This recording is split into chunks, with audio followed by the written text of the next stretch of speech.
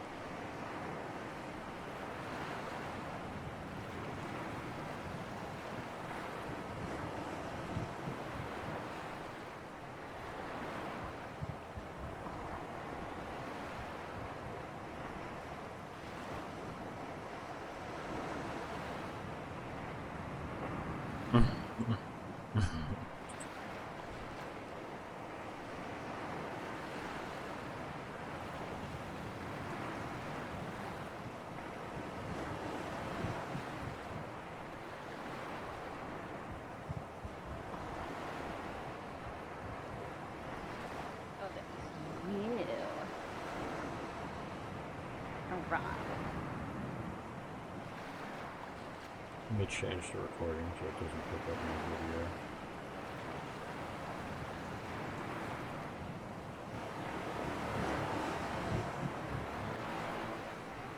Say something? Something. Alright. So I'm still watching the video, listening to it in the background. Suspending itself above the ground, and I went underneath it. You would think it's translating its weight onto the ground and pushing, and I should be squashed without any doubt, but I'm not. There's no feeling there at all. So it's not translating its weight or its push to the ground and pushing off the ground. It's just canceling out its weight, which is something completely different.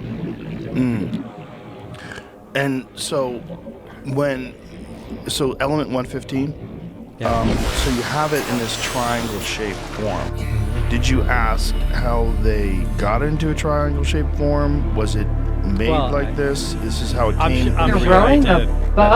It only worked like that. It worked like a stack of discs, and it had to be cut at a certain angle to work in the reactor. And did they say they cut it, or did they say it was already cut? Well, it was already cut, and they were duplicating it. Pull that microphone up too. Sure. So they were duplicating it. Did they have more of it, this element? Yeah, they had quite a bit of it. So either there was a quantity in other crafts or other reactors that they removed. Yeah. But was there any discussion that there had been some sort of an exchange where they had been given this? No. So one of the things, like, you know who Diana Pasulka is? She's an author that's written some interesting stuff about UFOs, and she's worked with Gary Nolan and, on material recollection from supposed crash sites. And she said that the way these researchers refer to these crafts, they refer to them as donations. And I guess that's possible. Right. Well, doesn't it make sense if this thing crashed, why is it perfect? Why is it not destroyed? Look, I've heard so many. I'm not into UFOs. Right. As Which crazy is as it. It's crazy. I'm just interested in the technology, and I feel very privileged to have been involved in the project. Bleach is an essential chemical used for cleaning wounds and purifying I don't know. water.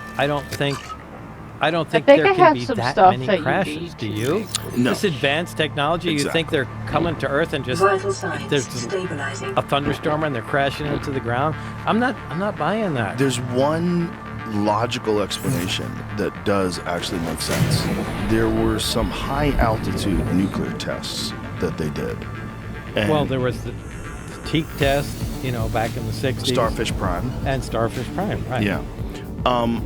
if you had no idea that this was about to happen and you were hovering over Earth observing us, What are the chances?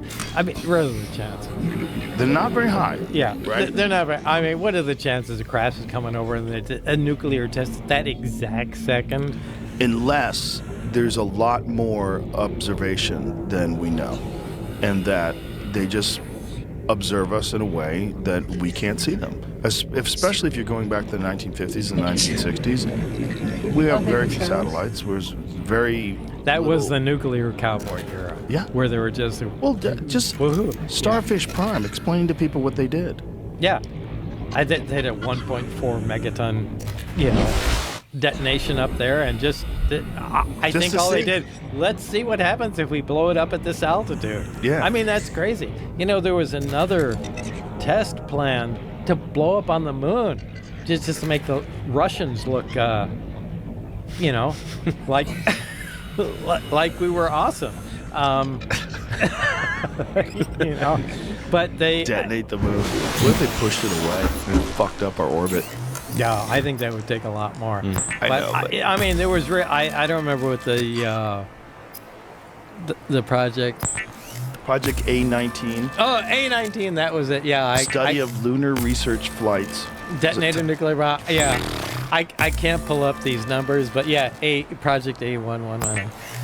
Crazy. Yeah, we're gonna do that Well, because that's that, like, interesting. everybody on Earth could just go outside and look up the moon, get blown up. And the explosion would be faintly visible to the human eye to people on Earth. Yeah, Boy. I still think they should have done that, but Yeah, but you're, Come on, that's you're cool. the guy that put a jet engine in the back of a Yeah. Honda. Like let's see. I honestly think they should detonate a nuclear bomb on the 4th of July every year, but that's just me. Well, also, you live in Nevada.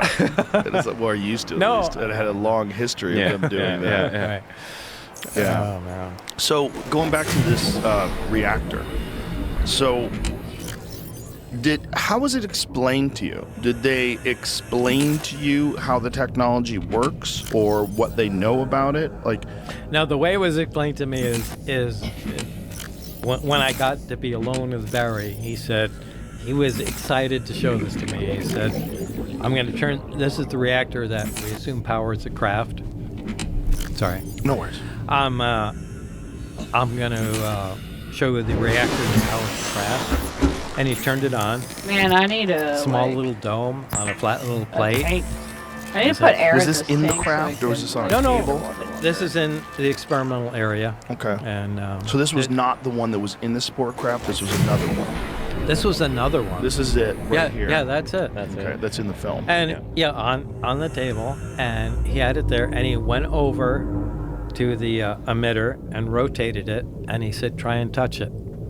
And I put my hand on it, and it rebounded off.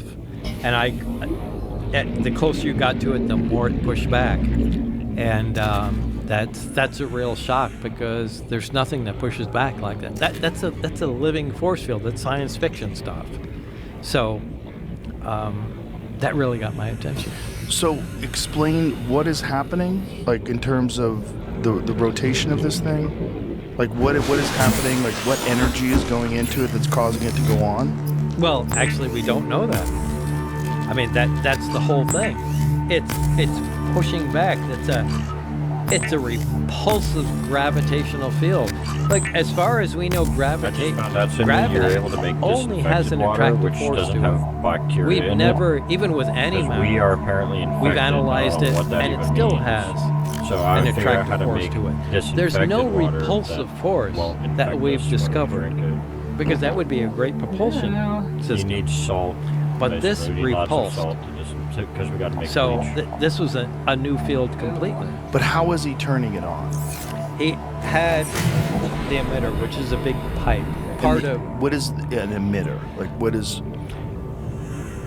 the craft itself has, on the main level, has a reactor and what we call the amplifiers. The reactor and 3 amplifiers.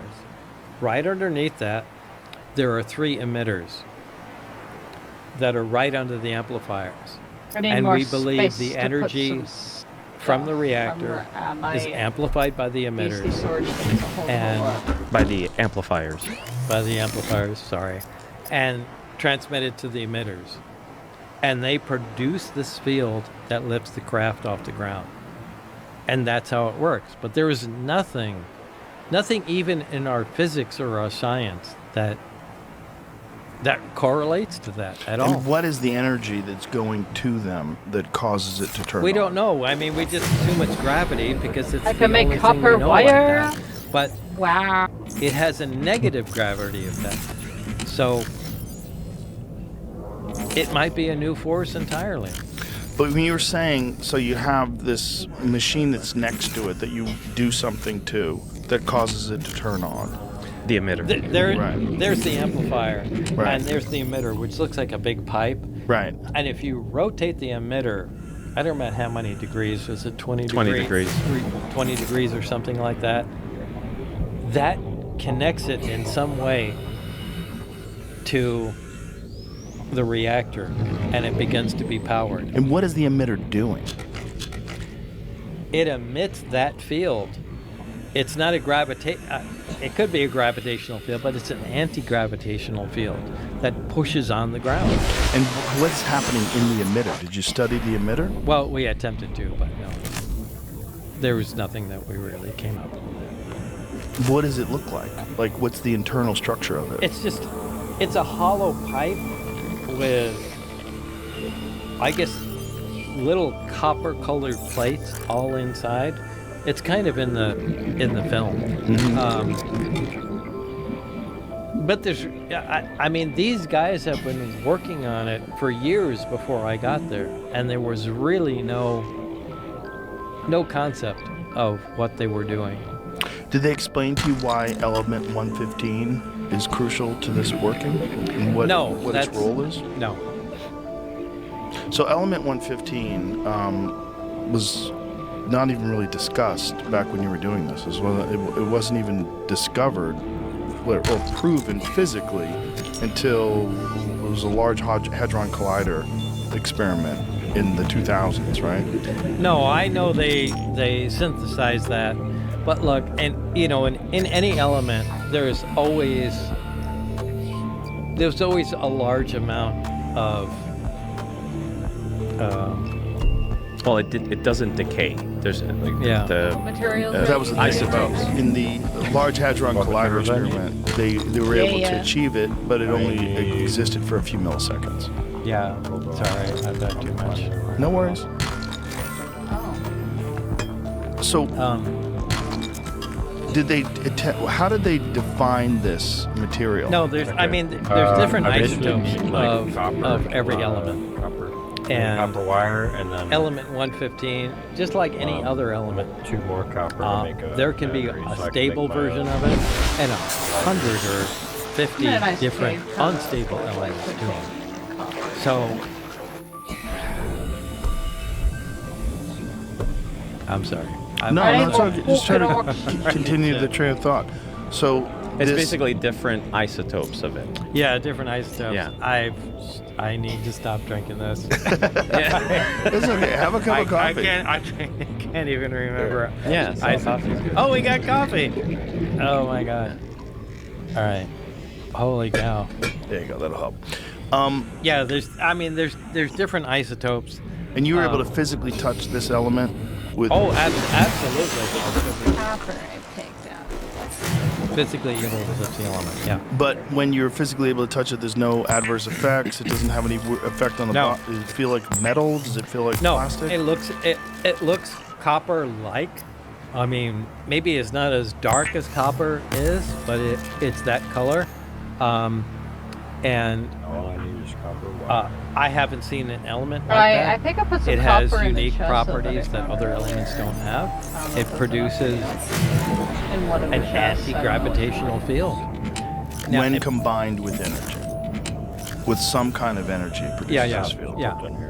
And was it understood Yeah, what is I happening? Like, wasn't what is the counting. relationship It's like- between this element and this? Like, And then how I is put 'em in what is going on? Like, you're bombarding this element with something. Yeah, from what we understood, we x-rayed the reactor itself, and there was a path around it that looked. It made it look like a cyclotron. So it looked like there was an accelerator. So when they were explaining it to you, is this just your work partner that's explaining this Yes, to you? it's just Barry that's And explaining. did you ask him, how do you know this? Where are you getting this from? Is this...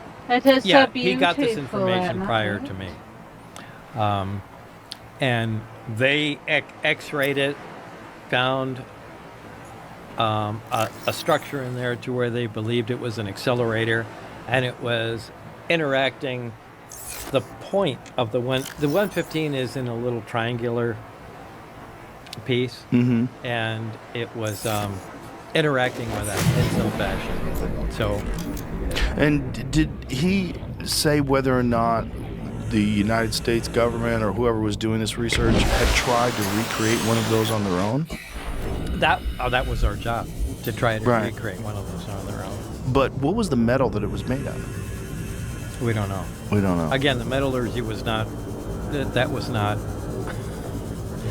It seems insane that you couldn't communicate to them that whatever this stuff is made out of, this whole thing acts as one cohesive unit. It's not like you could make the same exact thing with aluminum or carbon fiber. No, you can't. This thing acted differently. This thing acted differently than any material that we knew. Gold, hell And yeah. I mean, I think all the answers are in the metallurgy guys. That's who knew what was going on, who was able to provide the answers. But as far as we knew, if we didn't have the connection with those other groups, we weren't really going to make any progress. You were speculating that there was a type of metallic alloy that would work better with this concept. Was it Byzantine? Like what was Bismuth? Bismuth, yes. Did I say that? I don't think so. I don't No? think, It wasn't you? I don't think No. Someone that I talked to was explaining to It's me. related to on the periodic table. I mean, Right. bismuth is above it, and 115 is below it. But we never did see any correlation between bismuth. This was a completely new material. Well, I think, that's what it was. Oh, this is what it was. So one of the pieces that Gary Nolan had found that was, Who's Gary Nolan is the guy out of Stanford that has examined these pieces that are from supposedly crash sites where something had gone down and scattered. Some of these pieces, they're atomically layered. And I've heard that. Magnesium and bismuth seem to be prevalent. in these Bismuth things. is the thing. Yeah. Bismuth is the thing. It's right above 115 on the periodic chart. And there's something about that. There's something about 115. Yeah. Some weird magnetism stuff with bismuth. There's a video from the Action Lab, the strange magnetism of bismuth. And It's diamagnetic. Yeah. So let him play that a little bit. What is diamagnetic? Diamagnetic is it opposes magnetic fields. I see. So it kind of makes sense if they're finding these pieces that are the way he was explaining. The way he's explaining this, whatever this alloy was, this very small piece that was found, I believe, prior to the 1970s. I don't remember the exact date that he's had.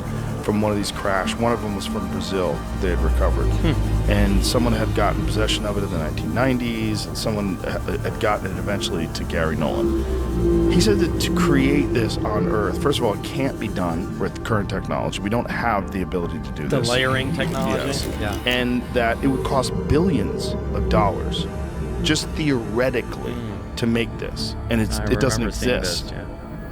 Yeah, this is it. Alleged extraterrestrial metal, the bottom of a wedge-shaped craft. In 1940s, 26 alternating layers, 1 to 4 microns, dark bismuth, with 100 to 200 microns silver magnesium zinc alloy. Each piece received from the U.S. Army source were formed with a curvature that tapered. Well, in the 40s. Yeah. Right. That good luck making that. Well, I in mean, the 40s. it Right. says a That's the point. wedge-shaped craft in late 1940s. That's Roswell. I mean, that's Roswell. Well, I mean, what does it do? I Right. would like to see the test results of just the material. We can make that now. We can? Yeah. 1 to 4 microns of bismuth. 200 microns of silver? Yeah.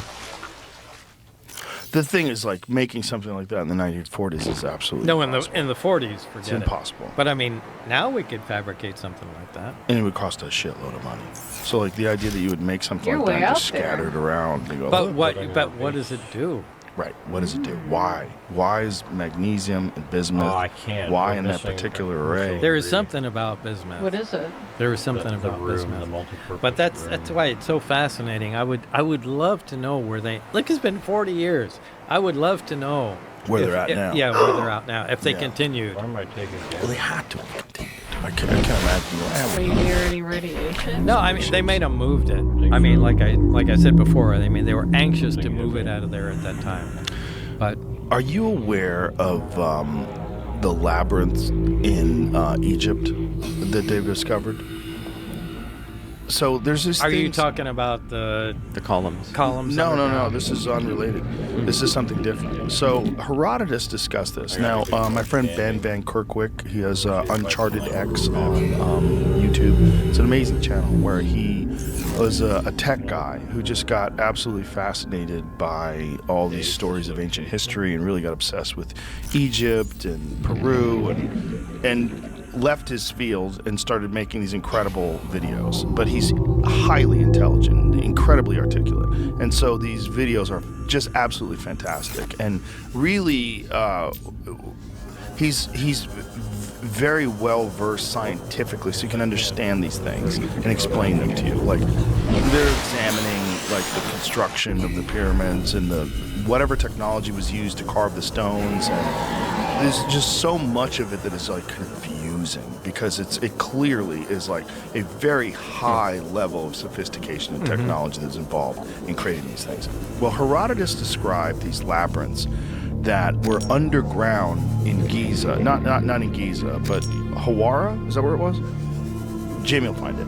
But the way Herodotus described it, he said they were far superior and more impressive than the pyramids of Giza. Underground. Well, these massive labyrinths that exist underground were all flooded in the 1960s accidentally when they created dams in order to provide irrigation to agriculture that was in the area. Okay. So they changed the water table, fucked it up. This whole area got flooded. Did they know they were there when they accidentally? No, they didn't, because a lot of this stuff, like this is from thousands and thousands of years ago. A lot of it was covered over with sand, and you know there had been some explorers a long time ago that went there and saw some of what was in there. But the way Herodotus described it was just absolutely fantastic. So then they started using ground-penetrating radar, and they started using these various technologies that could detect what was under the surface. And one of the things that they found was there's a massive atrium, and inside this mentioned atrium, this to me. yes, there is a 40-meter-long metallic object that is inside this atrium. 40 meters of some unknown metal. How deep is it? I believe it's 100 meters into the ground. So you're telling me a ground-penetrating radar can get to 100 meters underground? The stuff and that with Filippo Bondi is used from satellites The one gets that we were talking about. more than a kilometer. Integrating new PDA data. And with decent resolution? well, No. not decent resolution, but enough that you can see symmetry. Enough that they can also detect things that are well known. 100 for meters. chambers. Well, listen to this. They detected decreased. accurately a particle collider in Italy that is inside of a mountain, 1.2 kilometers below the mountain. It sees through the mountain and can detect this thing in the exact diameter, the exact dimensions that this thing exists. So they can show you. And they- this. Yes. What, a particle collider? Yes. So this is a particle collider that they know exists, right? So this is an actual particle collider. So they're looking for right. it to prove. So that it's just proof that this technology is not just. Well, wait. I mean, hang on. I mean, how do they know it's a particle collider? No. Well, no, the particle collider exists. This is the Italians have this particle collider. It's known. They made it. It's like They just Oh, use okay, they just didn't use that. detect so this they underground. use right. Okay. No, it's Okay. not like we found a particle collider. that Okay, didn't that's exist. what I thought you were no, saying. No. Okay. So this particle Right. collider, they use this technology to show that you can see straight through this mountain to this particle collider that's underneath the mountain. So they know the exact dimensions of this particle collider. You can see, you can almost draw a schematic of it. Acquired. Well, through this technology, they've also found these columns that are below. Damn, you're scanning. These columns are 22 meters, 20 plus meters in diameter, and they have something that resembles coils around all of them, and they're positioned at various points all around where the structure is. It goes all the way down into hundreds of meters down, and then it goes to another structure, and the whole complex of it, these structures, goes to over a kilometer into the ground. But how can you see a kilometer underground? Well, you would have to understand this technology. Was it called radio tomography? He explained it to me. Synthetic aperture radar, right? Yes. Well, whatever this seeing a kilometer underground at decent resolution? It's not decent resolution, but it's enough to understand the scope of what it is. It's enough to understand where spaces are. And where, like everybody knows about this but me. I mean, it's pretty fascinating. Yeah. I'll send you the podcast, and I'll send you some of his conferences where he was explaining this to rooms filled with scientists. you would think they'd be anxious to dig this up. They are. And there's actual like studies that are currently being discussed. Well, they already know that there's these channels that go in the ground that have since been covered with silt and sand because the sand's constantly moving. But these things go hundreds of meters down. These shafts that go down. Look, They've if also they find detected- if they find shafts hundreds of meters down with Yes. coils around them, look, that's advanced technology. Exactly. Yeah. This is the point. Yeah, This yeah. is the point. Whatever this thing is that they have in an atrium, like if they said that they got that craft from an archaeological dig, I mean, maybe the Egyptians had found something similar to this thousands and thousands and thousands of years Yeah, ago. I believe that's possible. Yeah. Well, The object that I actually got to speak to Filippo Biondi, by the way.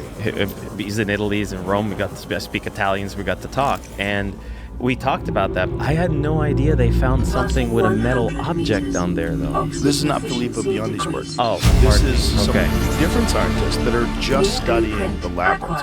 Jamie, pull up some That's of really the interesting. schematics of the labyrinth.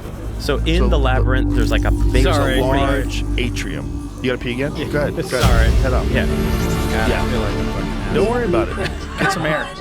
Clear your head. I have a prop. So in this labyrinth, there's a large atrium. Okay. And in this large atrium, there is essentially a tic-tac, Really? shaped object that is Snuck up and took a 40 bite. meters long. That is of dare some you. unknown metal. They don't know what it is. They don't know how it works. But this structure is all underground in Egypt. Which is wild because, and how it's 100 meters? Well, look, we'll get a chance to look at it. This is Hawara. So there it This says already the 40 learned this, meter like, metallic little object. See thing. It that just gives where me, it says like, Hawara titanium rising? when I scan it. So if you click on that, it talks about the 40 meter metallic object discovered in Egyptian's Can't read a report. subterranean Hawara, labyrinth. right? Yeah. People talking about it. Right. Got it. But so whatever it is, play out some of the video just so we can talk about it. So this whole thing, if you see some of the images that they're discussing, My friends Louis 40 DeCordier minutes and and they get William into the Brown. images, I think. And today we're Yeah. About the work that I Chicago Huh. and the team that was in Poland as well. And at that point is when I had met the person, Lucina Lobos, who later became my wife 6 months later.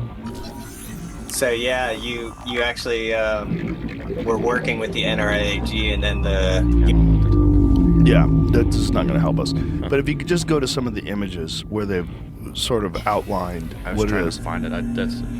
There is not a very clear image of the metallic object. That No, we're that's talking fine. about. But just the labyrinth itself, what Yeah. they think the structure of it was. So I don't know where they got this from. It's also the other issue. 40 meter mystery metal object. That's a weird rendering that doesn't usually come out. Right, but there's some other drawings of like from the Herodotus days. And, like, so this is what they think it looks like under the ground, which is fucking completely bonkers. And if there is some 40 meter metallic object that's under the ground, and we are talking about like this sport model being a part of an archaeological dig, Right. they might have found something back then and worshipped that thing and had that thing as like, they turned it into this. Right. As a pure, yeah. I think there's something to that. Well, all these people that believe that there was an incredibly advanced civilization before some sort of apocalyptic disaster that reset civilization, and it took thousands of years. And what we are essentially is not the first advanced civilization, but a rebuild. Yeah. A rebuild. Thousands of years later. That rings true with me. Aurora, as Graham Hancock always says, we're a species with amnesia. And I think that makes sense. And I think if you're dealing with people that were basically knocked back into the Stone Age 11,000, 12,000 years ago, and it took us forever to rebuild to where we are now, I think we've gone down a completely different path than whatever the people that were able to build the pyramids of Egypt and all these fantastic megalithic structures. We don't understand don't know what how that technology we happens. used. We don't, and it literally doesn't make sense that they were able to do this. It's even like when we see those big gigantic stones and they're not just piled together, they're like interlocked in weird shapes and all that. It's like, how did that happen? I mean, those are things that I agree with you. Yeah, archaeologists are very reluctant to admit it, but there's tremendous evidence that not only were these people far more advanced than we think people should have been back then, but they're probably more advanced than we are now, with some the big ass jellyfish or whale or whatever and the fuck maybe it is. Again, it's like advanced, but in a different way. See, it looks like it has some stuff on its back. They didn't go our way. Yeah, they didn't go internal combustion engine and electronics. Because we would see something. Exactly. Right. But might not. If you're thinking about 100,000 years ago, there might not be anything left, which is part of the problem. Right. But whatever this metallic object is, if they are able Got to some copper ore figure out a on way its to back. divert some of the water there, so all layers converge at a central corridor or avenue, he said, like the atrium of a shopping mall, where you can see all floors from one vantage point. A hall consisting of a massive space, 40 meters wide and no less than 100 meters long. My personal interpretation, Tim said, is that the entire hall was constructed to house a centrally positioned freestanding object about 40 meters long. So this hall, they believe, was constructed to house whatever this 40-meter long unknown metallic object How could is. they not dig that up? Well, they could, but it's going to cost an immense amount of money. Right. And the thing is about the Egyptians, the people that run it, I had one of them on the podcast, Zahi Hawass, and he's incredibly dogmatic about his ideas of who built this and what. And when you say, how did they make these structures? 2,300,000 stones that weigh between 2 and 80 tons, the biggest stones cut from quarries that were hundreds of miles away through the mountain. And he's like, this was a national project. Yeah, Like, the Egyptians did everything shut the fuck up. because they were awesome. I'm sure they were awesome. I'm Yeah. sure they were awesome, but it doesn't explain the technology involved, because there's extreme technology. Just to be able to cut those things. Like, one of the things that they don't understand is these vases. These vases that they made that are perfectly designed, where there's the difference between like the edges and the symmetry is like 1,000th of a human hair, and these are cut out of incredibly hard granite. They don't Really? I've never heard. Yeah. You guys are familiar with that? This is a 3D print of one of them that exists. Yeah, and they're fascinated by the perfection. Yes. And they're saying, how did they do that? We don't even know how to do that. Incredibly hard Is there a stone. built with an incredible precision? Yes. And Incredibly Granite. Incredibly hard granite, incredible precision, back when they had no metal alloys. They had copper tools. It doesn't make any sense. None of it makes any sense. And then there's the symmetry involved in some of these statues. Like, they're perfectly symmetrical in terms of the distance between the eyes, the nose, the lips. No one's face is symmetrical. Your left side of your face is I wanna different. get back you on the combine the thing's two sides, back, they but it look, went up. it looks weird. But when you look at these statues, which are massive, carved out of granite, again, supposedly before they had steel. Like, they didn't have diamond-tipped instruments to do this. Yeah. They polished them. They're perfectly symmetrical and massive. Good. Some of them are 1,000 tons. And they don't have any understanding of how these people built these things or put them there. And they all seem to be the biggest, most spectacular ones of the oldest. How could you not want to dig those up? Yeah, well, Right. And look at them. Because, I mean, they're concerned about national pride, but if you dig them up, it's not just national pride, it's the pride of the people that have been espousing this one narrative for so long. Right. That's part of the true. problem, the gatekeepers of the information. it's still national pride. It is, but these people are idiots. That's part of the problem. Like their own ego is preventing them from being open-minded and calling out to the world's research communities and saying, listen, there's something going on here. We don't have the big picture. We have a picture that we have formed from a limited amount of information, and we've been incredibly arrogant about what we're assuming. We also know that a lot of these pharaohs would carve their name and carve their hieroglyphs into existing things. They would claim existing things. Some of the carvings on these things are far cruder in the way they've done it than the actual construction of the thing. And they think that these are old things that were there already, and then these later pharaohs Just wanted to attach their name. chiseled their hieroglyphs into these things. And another thing, and this has been mentioned a lot, is the fact that there's no tools that were ever discovered in those areas that would prove that those things were made with those. They have to use tools. They have to have something. Right. So there's not even that. That's not even available. Right. So it's like, how did they do it? Did they hide the tools? I mean, why would they do that? It doesn't. None of it makes any sense. Yeah. And also these incredibly hard vases that you find, they're the oldest ones. They're the things that they find in the oldest sites. It's like the most complicated, complex, confusing technology seems to be the oldest stuff. Yeah. There's also like You had another guy here that does research on Peru, and he was talking. I can't remember his name. I got to meet him. Luke Caverns. Was it him? Yeah, he goes to Peru and he has a show about that, about the ancient stuff that they're finding underground in Peru. There's a couple guys. What was the other guy? He got black hair. I can't remember his name. That's Luke. The younger guy? Yeah, younger guy. Yeah, that's Luke. Yeah. So basically, he was talking about the fact that there's 2 layers of ancient stuff in Peru. The first layer is younger, and what's below it is what's really incredible and more complex. But they don't want to go there because you're going to destroy an existing archaeological site that's on top of it. So what's happening is they're having trouble now getting permission to go to the lower level, which is even better, because they're going to have to break an archaeological site of a more recent part of that civilization. Well, this is a common theme among people. We build on older sites. There's a place that I go to in Italy in the Amalfi Coast, and there's this incredible old church there that's over 1,000 years old. But it's built on an even older church, and there's a plexiglass floor. That shows the old church. Yes, the old church is underneath it, and you can see the structure of this old church. And I was asking them, how old is the old church? They go, we don't know. It's over 1,000 years old. So it's over 1,000 years old, this church, and then this really old church is on top of it that's like hundreds and hundreds of years old also. But they built it on top of an existing structure.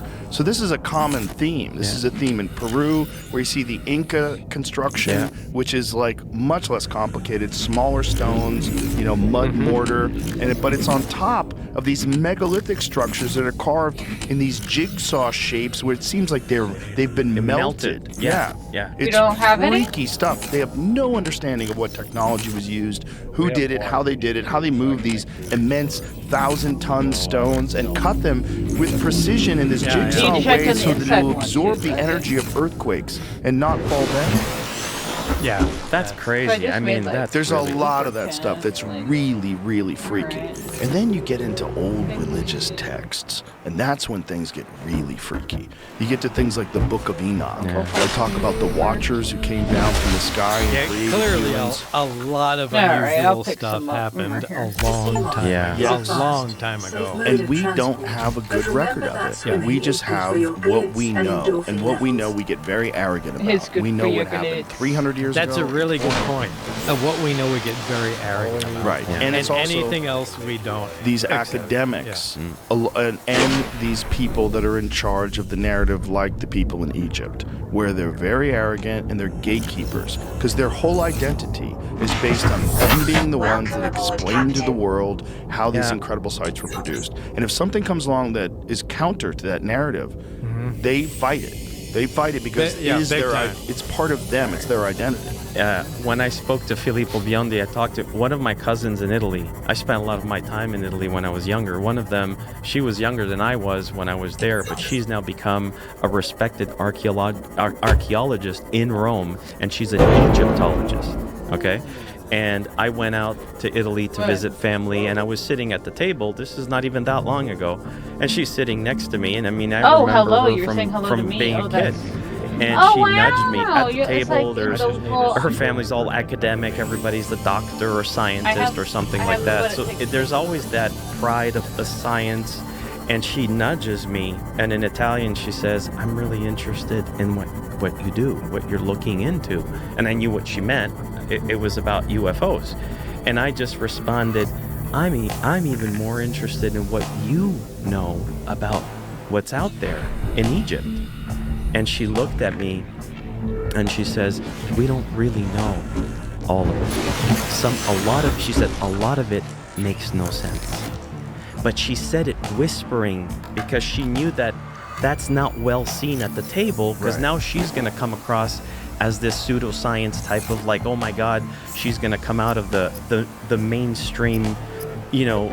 So, and then she went to her place, and I was still there. We were there for a couple of days. She came and gave me a little book. And in Italian, I don't know how to say it, the missing, I don't know how to say it in English, but the missing Vangelo, like the missing scriptures, basically. It's a little book in Italian about the missing scriptures that are not in the Bible, that speak of things that are not convenient for what we are arrogant to think we understand. And one of the fascinating things about these missing scriptures is they found them alongside existing scriptures. So when they found the Dead Sea Scrolls in Qumran, so they found these in a cave in Qumran, and it's kind of a crazy thing. Like someone threw a rock and hit a clay pot and heard the shattering of a clay pot. So they threw a rock into this high cave and realized there was something in there, and then they started looking. And then they found these scrolls that were in these clay pots. Inside the scrolls, they found the book of Isaiah. It was 1,000 years older than the oldest version of the book of Isaiah that we had ever found. And it's identical, verbatim, to the book of Isaiah that is currently in the Bible. Along with it, I just noticed we could name these. and the book of Enoch is fucking squirrely. The book of Enoch. Bro, there's lubricant in this chest. Just a few rabbis decided that the book of Enoch was too weird because it didn't jive with the Torah, so they left it out of the biblical canon. That's right. That's why it's not taught. But the book of Enoch is readily available. You can read it, and it's also in the Ethiopian Bible. The Ethiopian Bible includes the book of Enoch. Really? Yes, and those are the people that supposedly are in possession of the Ark of the Covenant. The Ark of the Covenant, yeah. Which is like, Graham Hancock talks about it. There's like, a person is set to, like, they have a job of watching the Ark of the Covenant, but it's known that it's going to kill them, so they all get cataracts and cancer. Yeah, and like they all it wind up has dying. like bad things. Yeah, that's well, it right. has some sort of radiation apparently, and they exhibit signs of radiation poisoning when these people are designed to be the curators. Where is the Ark of the Covenant In supposed Ethiopia, to be? supposedly in Ethiopia. So you guys think that's... I mean, I think it's ancient technology. Yeah. I think it's probably ancient technology. It's probably some completely not understood ancient technology. No, I'm not discounting it. I'm just wondering. Well, I like the fact that you're skeptical, even though you have the craziest fucking story of all time. But it speaks to your integrity. It really does, because you're not a guy who believes kooky shit.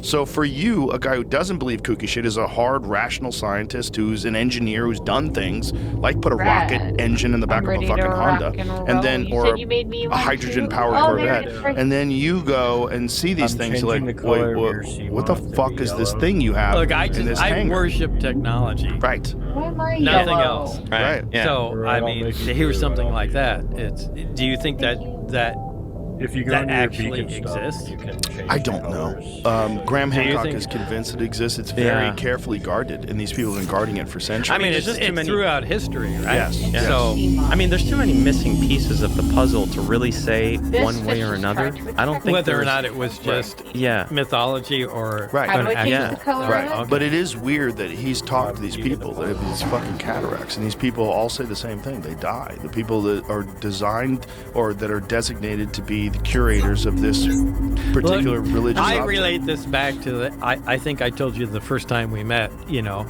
if somebody found a nuclear reactor Right. Yeah. back at that time, Right. and they took it apart, they just would drop dead, Right. from Exactly. the Yeah. magically Right. from that. And anybody that came in to check on them would also die, and they go, this is evil, it's cursed or whatever. Or and something that you're not supposed to have access to because right, it's divine. or some other, Yes. right. And could this be something at another level? Yes.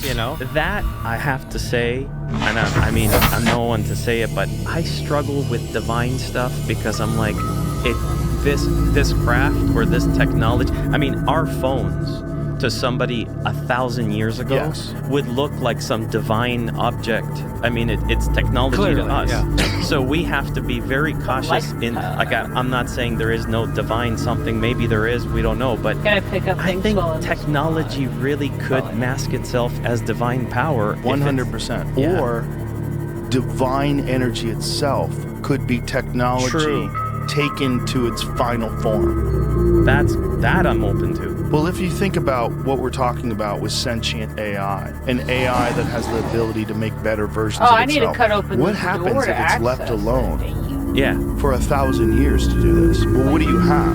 You have something that can harness the power of the universe itself. It has Because it access keeps- to yeah. 0-point energy, can do whatever, has a complete understanding of quantum entanglement, complete understanding of how the universe functions, how it was created. I mean, there's new theories that believe that the entire universe itself exists inside of a black hole. They're trying to figure out whether or not there ever was a Big Bang, or if it's a continuous cycle of things existing inside black holes. So where do you think we are? What do you think this is? I think it's a process. I think we're at a stage of a process. Our problem is we have ideology, we have Acquired. dogma, and we have ego. We have people that are smarter than most people, but want to think that they have all the information, and I don't think they do. And then we have open-minded people that are curious but don't want to look like kooks, and they're all trying to figure it out while we're making a fucking digital god. While these weirdo I need on a the spectrum better- We eggheads. are literally manufacturing our own God. Right. Yeah. Right. Yeah. But if you We are. you take that and you extrapolate, you go from where it is now, you think about the exponential increase of technology. Well, where does that go? It kind of goes divine. I mean, that might be Alright, what this is my God place to get is. blueprint. We want to think that God is a thing that Boy. exists. It just exists. It created everything. Maybe we make God. Yeah. I- We're on the same channel. Yeah, I think we created. I think we created God. I think human curiosity and this thirst for innovation is all a part of it.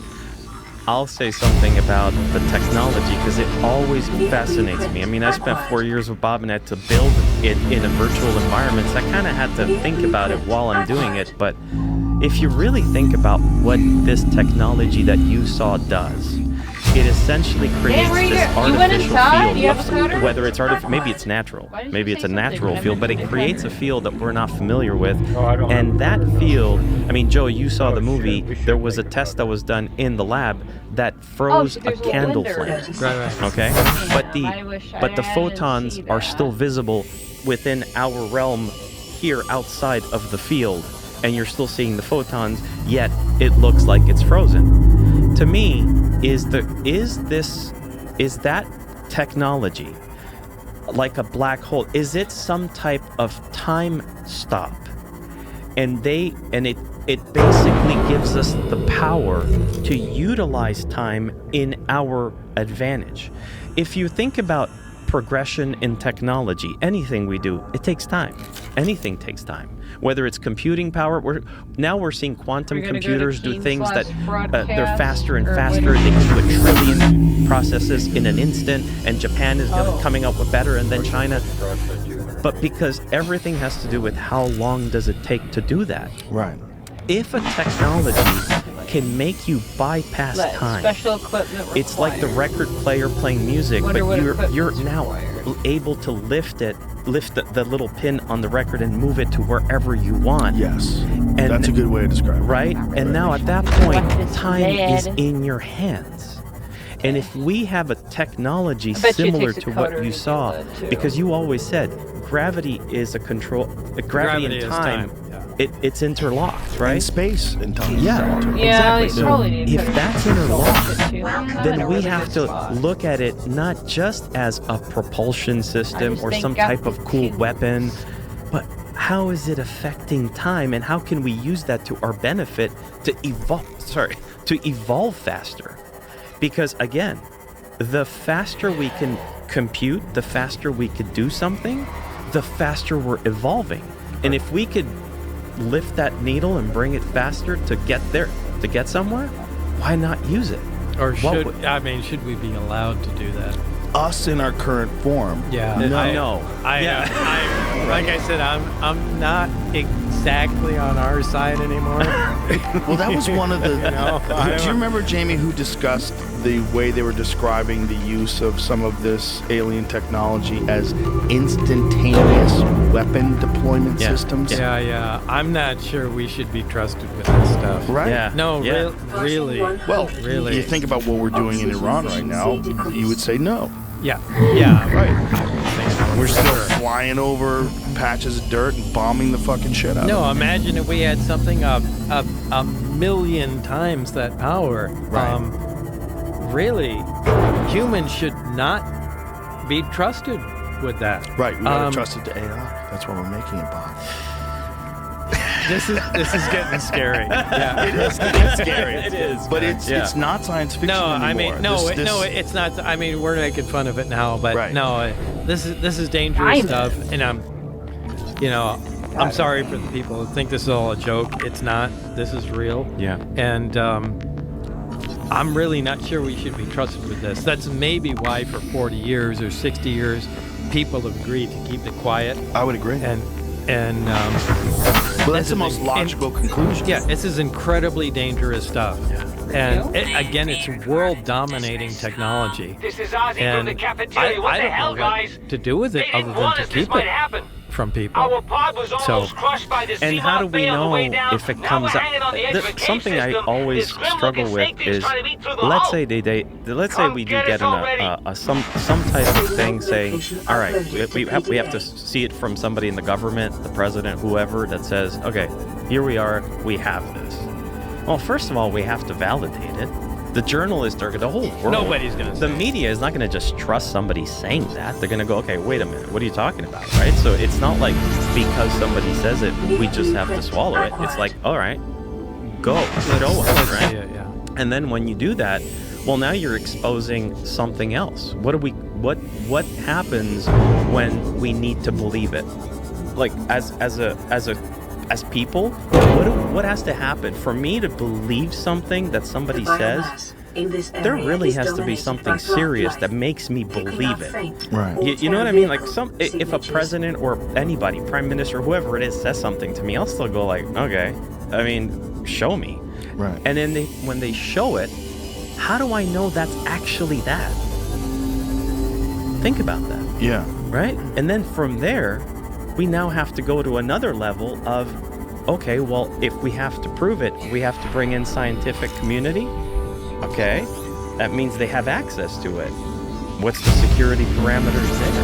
Right, and then you get compartmentalization. Exactly. Right. And then that stops. And then that sort of stops. understand. There you go. And that's why you have this this stagnation of where you've got these people working on this thing for decades and not making any progress. Do you know how far we could have gotten if there was free discussion between all the groups working on this? Right. Yeah. But then you also have these fucking psychos like from Dr. Strangelove that want to turn it into a nuclear delivery system. Yeah. So where you don't have to worry about them detecting nuclear bombs headed their way. You just instantaneously devastate Moscow in one shot. Boom. You don't have to take credit for it. Yeah, but we. And you said the life pod's stranded Right. near the thing. No, it's like we are not ready. Right. We Yeah, in no, our current I know form. we're not ready, but we'd be more advanced if we did that. No, I mean, I agree with that. But It's all very strange, and no one knows more strange than you. no, there are plenty of people that know more strange than me. I mean, Dennis knew more strange Sorry, than let's me. stop jumping Anybody on the above couch. him knew that. I just knew a small part of it. But you, out of all the people that can No, it's talk for about her, it, that for are out her. there communicating about it, you have actually seen it physically. Yeah, Or the I try to only talk about what I've seen and touched. Integrating new I've PDA heard plenty data. of other stuff that I don't know if is true or That's a not. new one. And there's no sense in repeating that. Because nonsense moves at the speed of light these Right. days. Yeah, it and does. That's just, it's terrible. You live in a weird existence, Bob. You really do, because you've been holding on to this, and you have this experience from 40 years ago that's just become a part of folklore. It's become part of the zeitgeist. Like, this is why your podcast that we did is the most watched podcast I've ever done. This resonates with people in a way that, look, I've done a lot of UFO ones. I had Travis Walton on. I've had a lot of people that have stories. They're all very interesting. They don't get nearly the amount of traction that yours does. And I think it's because you're uniquely credible. I have You're been uniquely classed. credible That in the sounds fact good. that you are very skeptical. You're not interested in like these fantastic ideas. You're very dismissive of nonsense. But yet you have this burden. Like, you actually physically touching these fucking things. I was fortunate enough to have this really unique job. That's about it. And I am fascinated with the technology. But that's where it What does stops. it take to make a site I'm not pod? interested in anybody else's story, although everybody has to email me. And, I understand it, that they're looking for somebody. Hey, I saw this thing out when I was on my boat, and what is it? I don't know. They're just looking for something, and it's Right. like, I don't know, maybe it was Venus or something, and Right. like, oh my God, you suck, you work for the government, it's like, That's true. dude, I'm just looking for a prosaic explanation. Right. And, Silas, down. but I only know what I saw and I touched for myself. And everything else, even in official government documentation, it's just words on paper. I don't know if that stuff is true. So you got to draw the line there. Yeah. But, I know what I did see, I know for a fact, and there is no way The you deep can tell looks me so that that's not beautiful, real. though. Yeah. I mean, I have to say, in having worked with him and having, inadvertently, there's no way that myself or people on my team weren't trying to dig deeper and maybe a there's blueprint for maybe where there's you going wanna to be a build your gap. thing? Maybe we'll find something wrong with the story because we went very deep. We had to build S4. We had to build the sport model, and there were things that happened over the years, Yeah, things that he who had else am I said to talking us to? before. I'm also listening to a podcast Oh, sorry. right now. Oh, I just see this big blue thing, and I was wondering if it's like a blueprint or something. For Oh, something. yeah. I put that down. That's going to be a moon pool, so we can go under it and then rise up, and then we'll be underwater, but in our base. I'm going to build more. That's just kind of going to be like a little forward operating. So we can stop.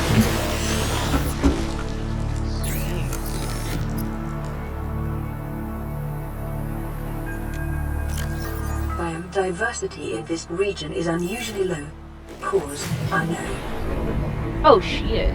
Oh shit! Oh shit! Don't go deep. It'll hurt. I wasn't going deep. I wasn't even at 100. I was at like 90 something. I think I need to repair my thing though. I think I see some cracks in my glass.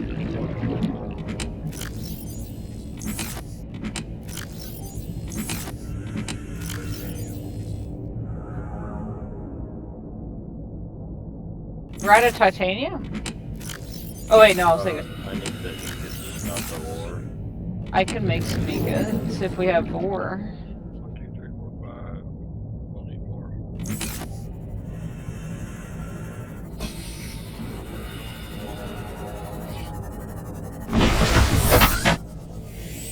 How do I repair my thing? How do I repair my C-Mod? You need to build a repair tool. Do you have one? No, let me see what it takes to make one. I'll repair yours real quick while you do this. Damn, your shit was fucked up. Some fish kept trying to eat me. I don't.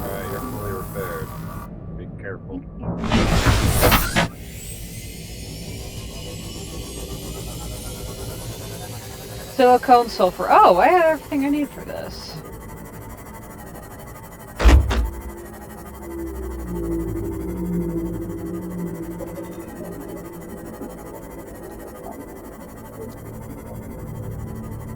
Silicone, sulfur.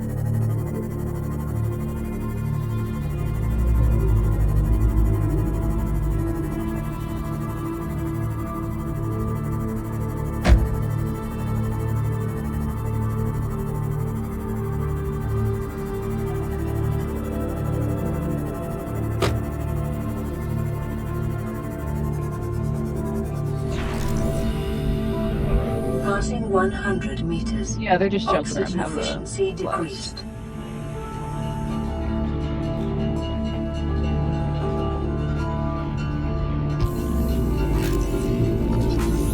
How do we fill up our oxygen tanks?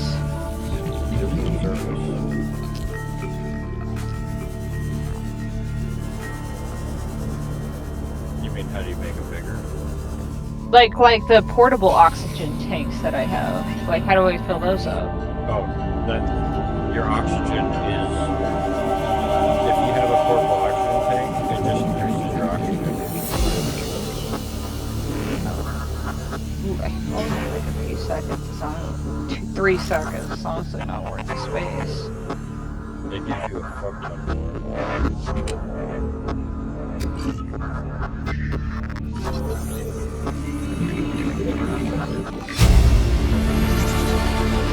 New blueprint acquired.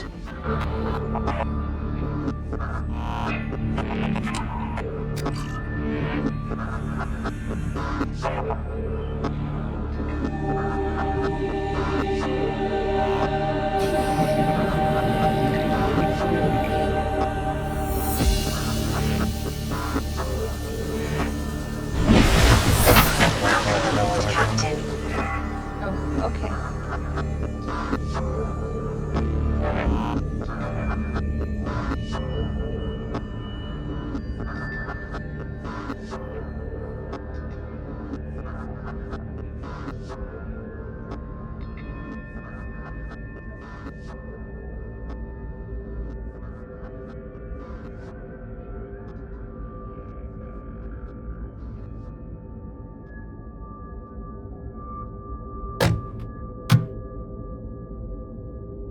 Or we had built it, that there's no way he could have known, because there was physicalities, real things that we built.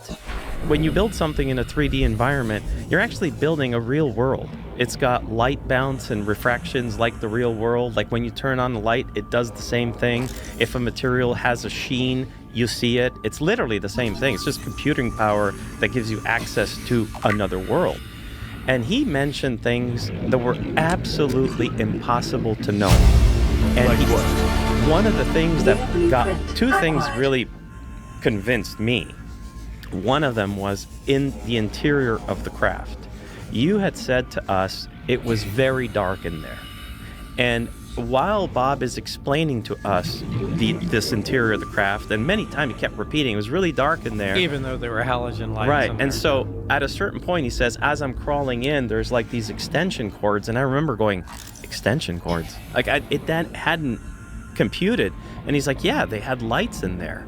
And I'm thinking, it's true. I mean, there's no light switch inside this big thing. It's 52 feet, it's big.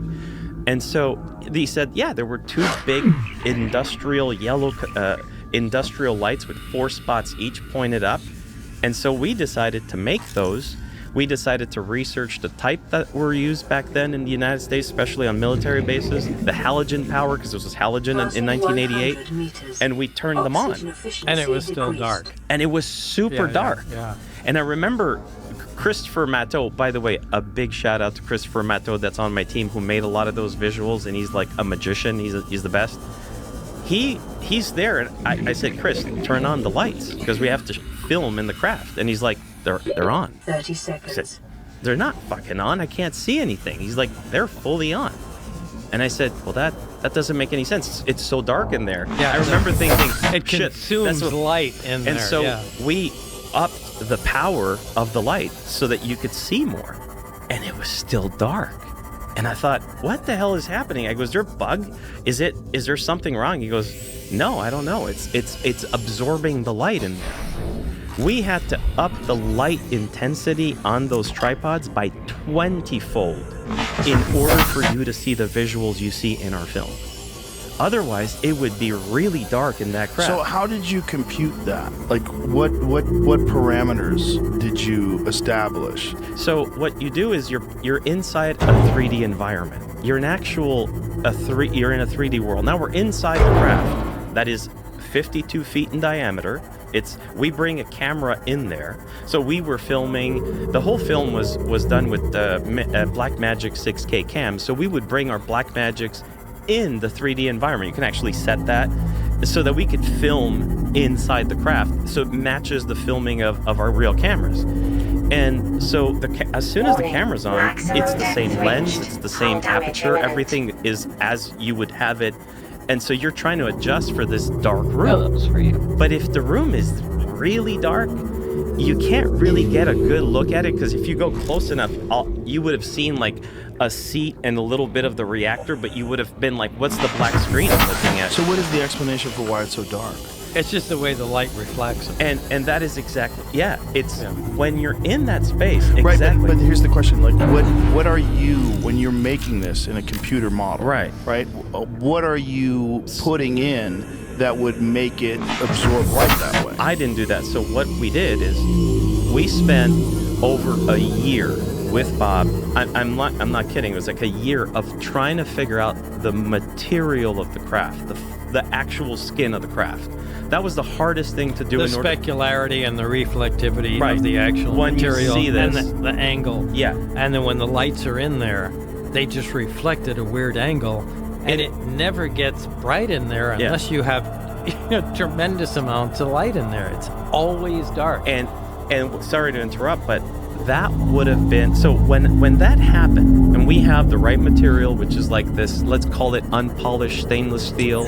It's got a little bit of usage to it just to give it some texture.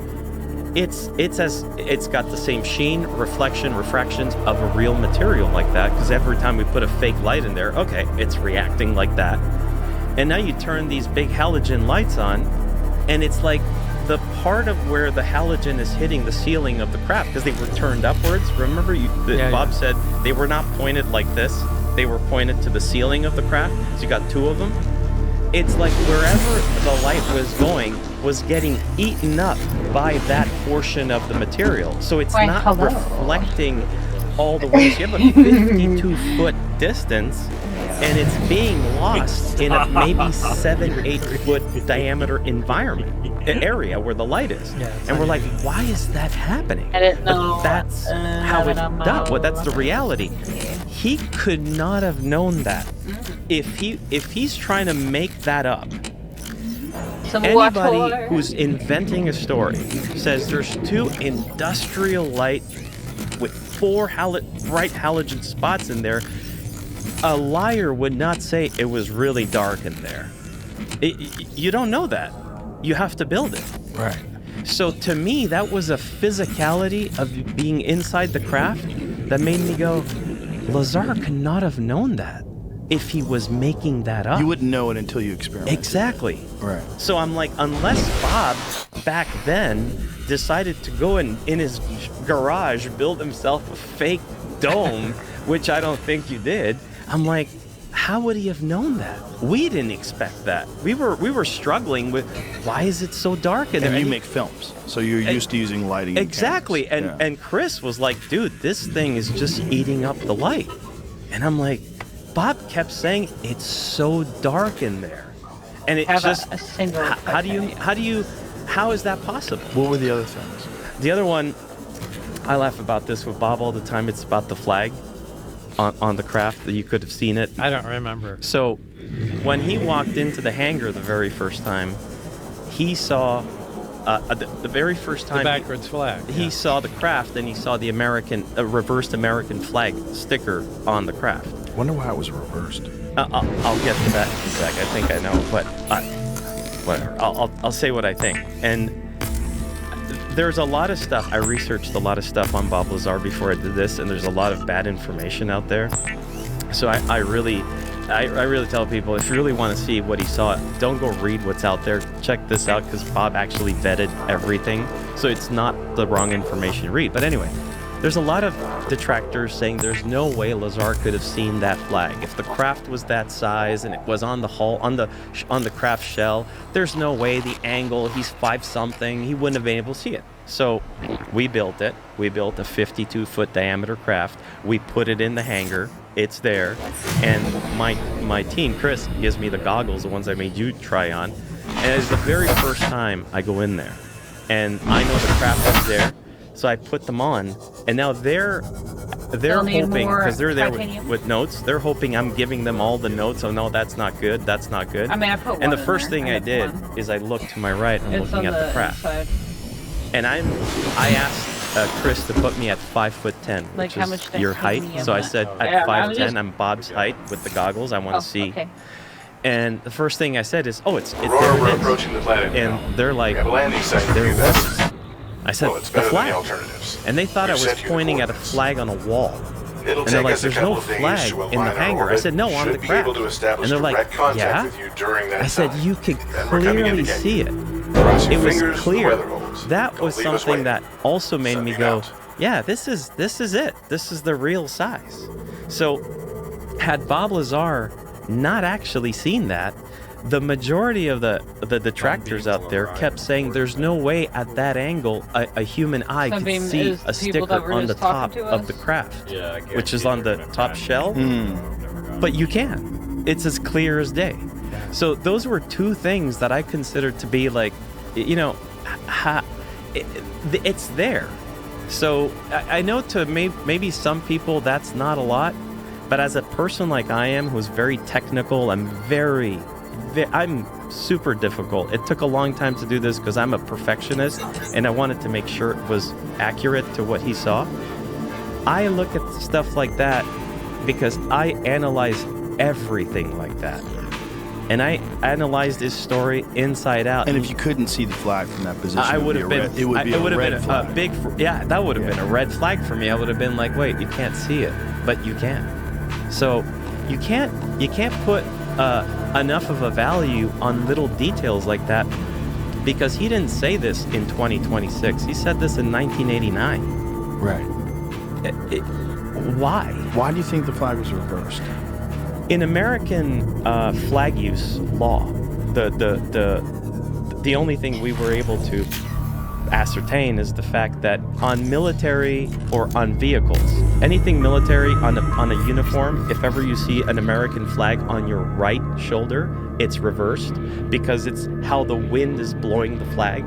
On your left side, it's like the flag is because the wind is blowing this way. If you look at vehicles, let's say a Greyhound bus, they have American flags on each side, and they have a normal one on the left side, and a reversed on the right side because it's the right side of the vehicle.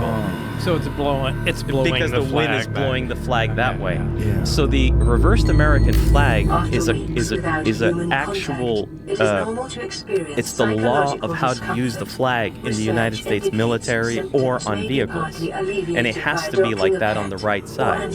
So to say, is that the right side of the craft? Yeah, it must be because if you go into the craft, the seats, when you go into the craft, I can't wait for you to go in the craft. When you go inside, the seats are facing the right side, meaning the hatch is the right side of the craft. It's the only thing that came to mind. I mean, is that what they did at S4? They fucking put a sticker on it? I mean, it's the only logical thing we could think of, is that's why it was there. I don't know. My other, because if it was an American flag, if it was just for identifying this as America, why would you reverse it? Right? You're reversing it because it's indicating the direction in which it travels. Exactly. It's just an interesting, right? It's all interesting. The goggles is a trip. Right. When I put on the 3D AR goggles and you VR goggles rather, and you stand in that warehouse that hangar, The hangar. and look at it, it's very strange. It feels that's weird. exactly like it was. It feels very Yeah. weird. It feels very weird because I mean, I'm only imagining what it's like to actually be you in 1988 and be standing there. When you put the goggles on, that's exactly how it was. What did Dennis say when you first saw it? He was like, huh? Like, come No, on. Dennis was hardcore. Yeah. He was here. Look at that. You know, come back in here.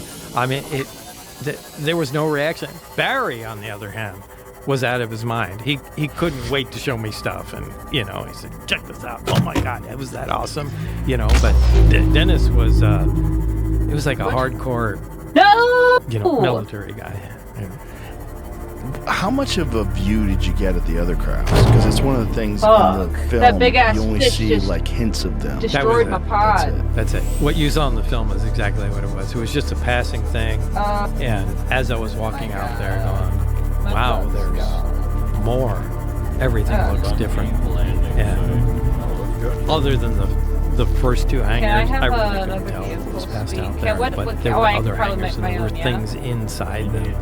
But It's also interesting that at the time in 1988, this site wasn't even confirmed. This was like for you to have to know I literally about this went and down know to the exact scan location something, of this kind of and when I went to look Right. back, it's now, fish just like Luigi did that. I mean, I gave him the general idea. I said, you know, I know what time I got out there, and I could see Papoose Lake, and behind me, The hill. he pulled up a lot of stuff from there.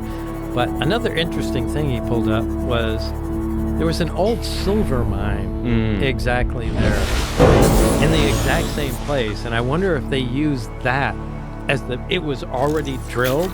There was already, corridors in there. I actually held this for this show. What I'm about to say is the first time ever. It didn't make it in my film. I wish it did, but it didn't make it in the film. Veronica on our team, she's my sister. She's like my right hand, and if I didn't have her, I wouldn't be here right now.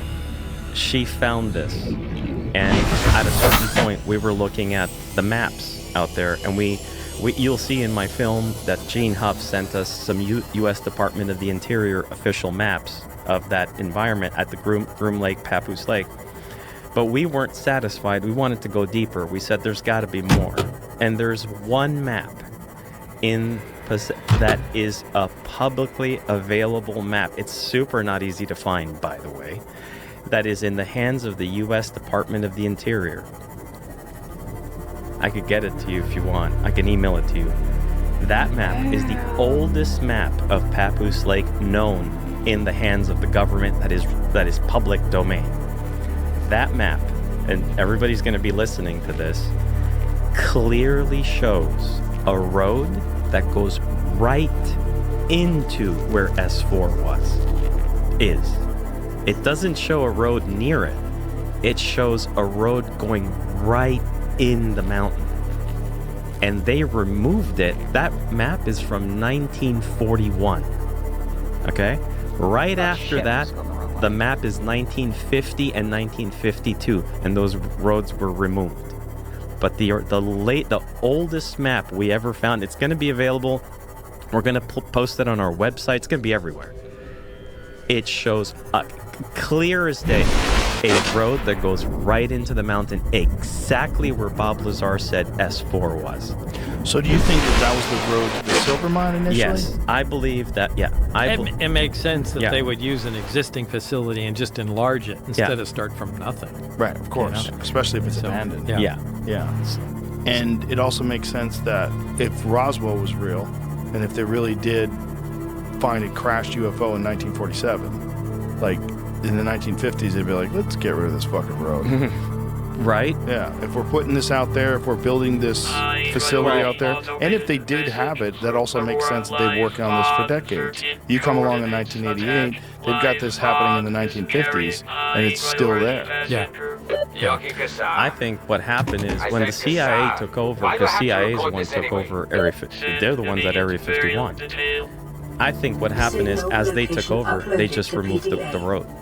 It wasn't even because there was a flying saucer there. I just think they got in there, took control of that terrain, that whole landscape, and said, remove it off the maps. because it's there prior to them taking ownership of that land.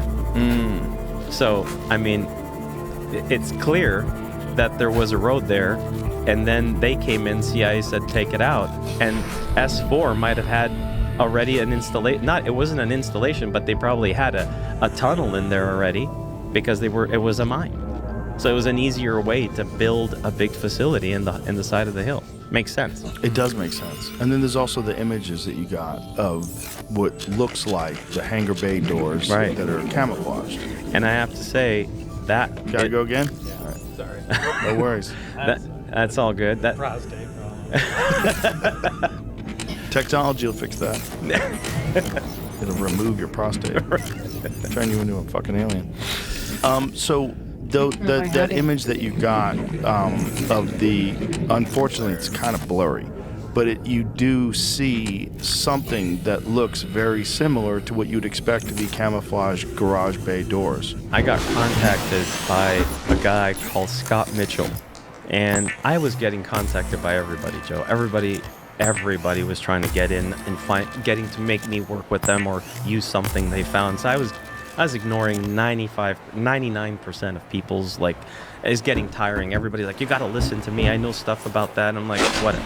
I'm working with Bob Lazar. I have enough right now. But this guy, we had built the base, and I knew exactly where it was. I knew exactly the layout. And this guy, he not only contacted me, but he sent me an image that he had drawn. He didn't want to send me what he had found, but he says, here it is, this is where the doors are, and this is exactly where they point to. I looked at the image and I said, not bad. I mean, he really nailed it in the image, and I thought, okay. At first I thought somebody on my team leaked something we had. To be honest, I'm like, who did that? Who sent out one of our renders to somebody? And because that's what I thought. And they're like, no, this is what. So I talked to this guy, and he's really, really good at researching, and he ended up becoming probably one of the best he's one of the best I've ever seen. His name is Scott Mitchell, and he says there are pictures that were taken in 2020, and ironically, those pictures were taken on December 25th, 2020, which is Christmas Day, in the middle of COVID, which means the base might have been shut down. If you think about that, you know what I mean? Like, it's COVID, it's like in the heat of it, plus it's the 25th of December, so there's probably nothing going on there.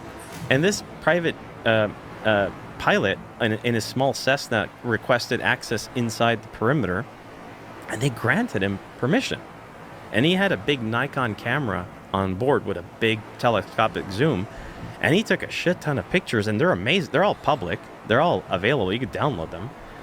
And there's these pictures of Papoose Lake and the hill. They were being used on the internet for a long time. Everybody's like, see, Bob Lazar is a fraud. It's not real. There's nothing there. Well, of course you can't see it. It's, first of all, 17 miles away. And secondly, they're not designed for you to see it. And that also, let's talk about something that Bob was talking about in 1988. The picture was taken in 2020. I mean, there could be could be a different landscape now. Anyway. So he said, look, this image, if you change the contrast, you got to keep the original, but just move and try to extract data from your image. You know, anybody who knows how to do that with photography, you can do that. And he pulls out these geometric shapes. You could see them. They're like they look like rectangles. And I thought, what if this is not real? I was super skeptical. I'll be honest with you. We're talking about the picture with the doors on the hangar doors, the one from Scott Mitchell, the one that we have in the film. Oh, right. And so I didn't believe it. I thought, there's no way. I go, there's no way this is real. I don't believe it. So Scott was really cool. He said, look, man, I understand you're skeptic. I get it. I want you to do me a favor. Go online, search it yourself. I won't even tell you where it is. I'll just tell you who took the pictures. The only thing he gave us is the picture number is 0501. Are you on top of the water? That's what the picture number is. He goes, if you find it, have whoever on your team playing around with it until for you me, see your it. sea moth. That was fair because I said drowning, okay. and then Because it I mean, comes back up, if it's out and then there, it goes down. there's 2 different places it was online, and the one place we got it from was the source of it. Okay, was from the photographer, the guy himself. We take it. I had 3 different people on my team. Everybody's really good at all this stuff on my team. So I said, guys, this is what we need to see. If you guys could pull it up, I'm not going to be as skeptical. Everybody got it almost in the same time. They were playing around, and eventually the easiest software we used to get that detail out was DaVinci Resolve. Oh. And with DaVinci, it's a faster process than if you're messing around with Photoshop or whatever.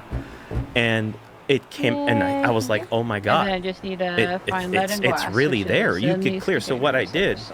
is I had them scan the rest of the picture because it's pixels, right? So I said, let's also see if it's not some pixelation. Is it maybe just what the photo does? Maybe we just got lucky and it looks like that there. Maybe it's going to show something similar elsewhere, and it doesn't. And then I said, all right, go get me 0502. I want 0500. Because the guy kept snapping pictures. I want you to do the same. Like, we went really military. Like I said, I want to make sure this is real. I'm not going to put our name on this if it's not. And it ended up being other pictures also show it, by the way, because he went click, click, click. So it's like, it's not just that one. That's the clearest one. And so I was at a certain point, I go to Bob's house and I'm sitting there, and the guy calls me. Scott Mitchell calls me, and he has no idea I'm with Bob Lazar. So I pick up. It's a video call, and he goes, "Hey man, what's going on?" I said, "Well, look." I said, "Look who I'm with," and he just like exploded because he was like, "Oh my God, you're with Bob!" And I said, "Show him." And so Bob was there, and we showed it. We ended up transferring the call on a Zoom call, and he showed it, and you said, "Yeah." Like, I remember you going, "Yeah, that's it." Yeah, that. What did that look like to you when you saw those images? Yeah, that was awesome. Yeah, it was awesome. What was really shocking was the first hangar was bigger. Yeah, because that was the big hangar. Yeah, because the first hangar is the big hangar, and there's a bunch of smaller ones. And I said, Jesus, the first hangar is bigger. You found it. You found it. So I mean, that was. I just lit up at that point. Yeah, it was. What happens if you look at that side? That is with Google Earth. No, that was the picture. But Google Earth, and I'll tell you something about Google. Yeah, that was the. That wasn't with Google Earth? No, the picture is a real photo. The picture of the hangar doors is a real photo. Oh, okay. I thought that was Google Earth. No, the picture is a real photo. The Google Earth, though, you see that in the film. Yeah. I can't make this up. I didn't want to put anything in the film. That was one of my things. I did not want to put anything in the film that would make me, the whole team, or even Bob look like we're trying to like MacGyver something. Where did you even find that parasol You anyway? go look for it yourself. It's public. If you don't believe it, go check it out yourself. That's the only thing we allowed. Right. And when you go on Papoose Lake on June 22nd of 2024, June of 2024. Google Earth changed. You're going to be right over Papoose Lake. If you zoom in, you're not going to notice it because it's kind of a yellowish tint to the image. And I remember going, why is it so yellow? I mean, I'd been there so many times. I was like, why the fuck is it turned so yellow? And I'm like, I'm zooming out, and I'm like, why did they fuck it up? I thought, they fucking ruined everything. It's all yellow. And as I go further, you see this box that is like right over Papoose. So I'm like, what is that? And I put my mouse over it, and wherever you're in the box, it's June 22nd, 2024. And as soon as you put your mouse outside of the box, well, it's an older date. And I thought, oh, they just did that. And so I think what they thought they were going to do is that new filter right over Papoose Lake removes every possible detail on the terrain, the landscape, where the brushes are and the Joshua trees are. It really, really removes all that. It blurs everything. It blurs everything out. But they made a mistake. They made a huge error. I believe so, and I think if they're listening, they're gonna go, yeah, are bad to the DoD because you see all the tracks on the lake. It for some reason that filter accentuates the tracks on Papoose Lake and removes the landscape brushes. I don't know why it just did that, and I was like, holy shit! You see all these tracks. What it looks like is they're trying to purposely obscure the area. Yes. And the fact that it's in a very clear box. Yeah.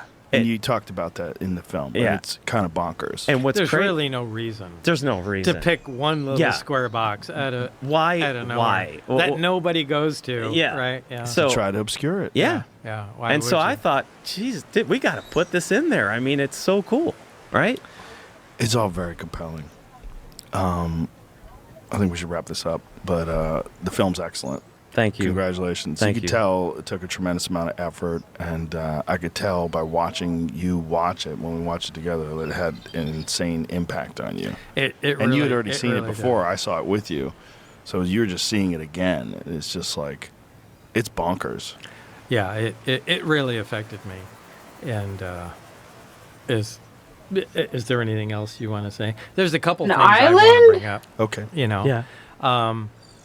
Just because You didn't tell me it was on land. Holy shit. Yeah. Aliens.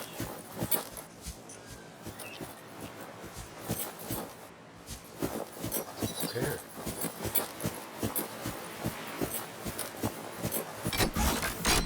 Insert tablet. Well, I don't have it. Oh, I went on a tablet. I want to go inside. This is so much cooler. I didn't know there's on-land stuff, too.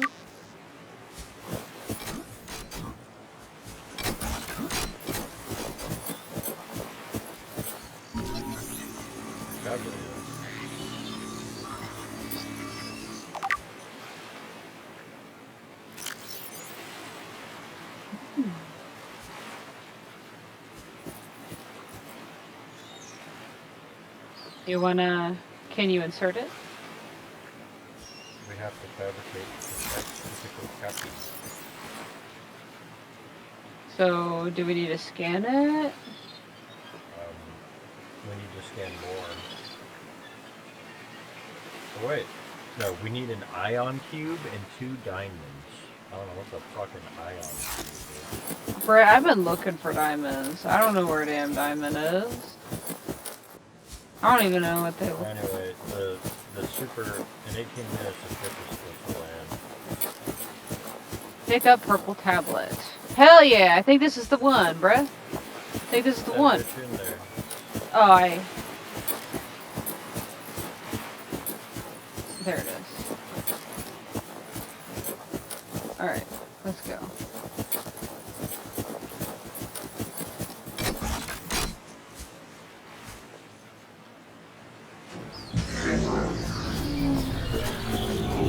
Let's go! Scans indicate this structure is composed of a metal alloy with unprecedented integrity. No match is found in database. Performing structural analysis.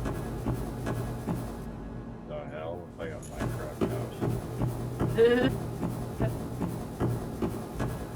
Matrix Minecraft house. That's happy out of hell. Unknown language. Attempting translation.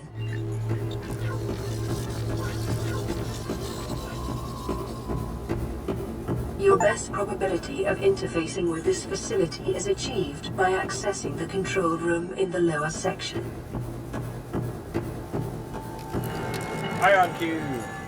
Oh, you picked that up. Wait, don't pick it up yet.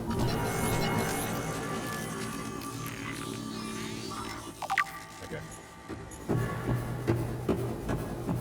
Analysis of the patterns on the walls cannot ascertain whether their purpose is aesthetic or functional. Further data required.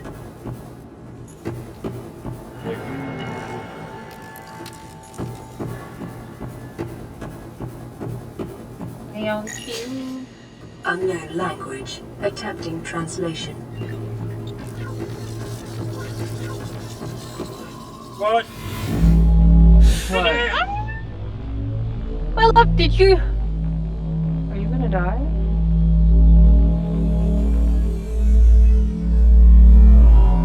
My love? Oh. No, this doesn't feel like death. Water.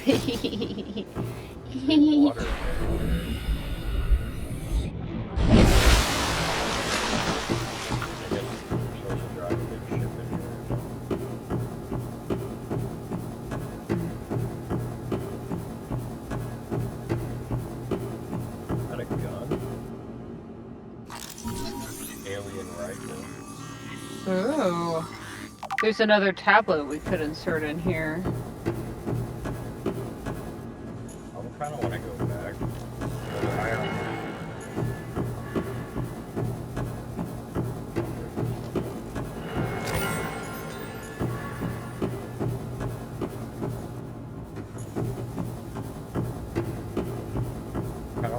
Because I want to see what happens if the ship lands. Purple tablet. I mean, doesn't the ship land like around here? It lands on the surface. We're underground. Oh. Well, yeah, but we got like 15 minutes. Damn, where did you go? Doomsday device? That doesn't sound very good. Scans indicate the facility's control room lies beyond this doorway. Damn, where? I'm so lost. I'm in the control room. But I want to be in the control room.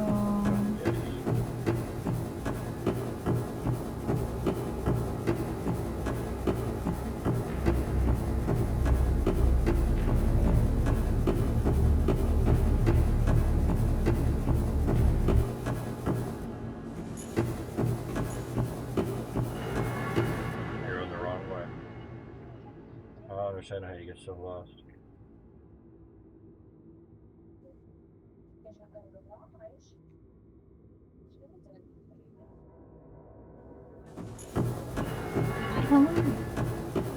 Because it said going down, and it looked like your cursor was down.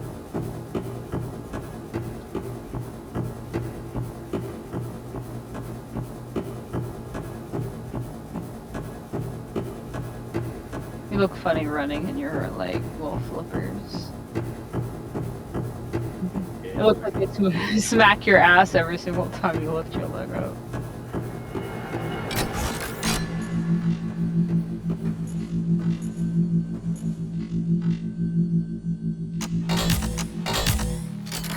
My hand! Ah, you're doing it too? Oh, shit.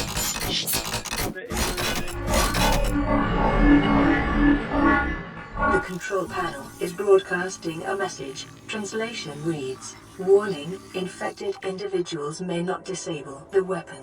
This planet is under quarantine." We have to not be infected then.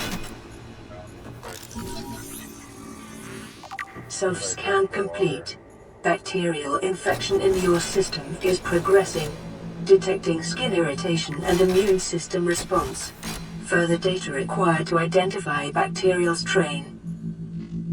Translating background broadcast. Downloading summary to databank. You're infected too. If we hadn't drank the water or eaten the food and came straight here, we could have done it. But because the doomsday weapon is still activated or whatever, this ship's gonna get shot down and it's not gonna land.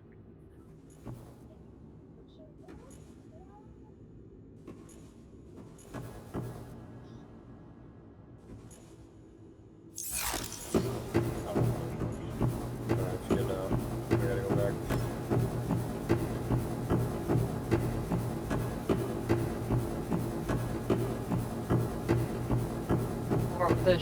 The people are gonna die. There's no way for us to, and there's no way for us to get this stuff right here. Glass? I don't think so. I want it. Could be a teleporter here. We gotta go. We better get following. I'm trying to find out where you went. There you are.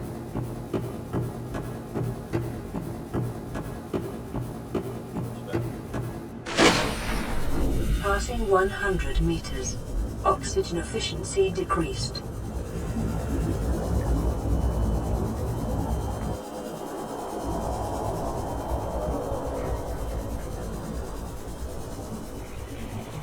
Water! Water's down here.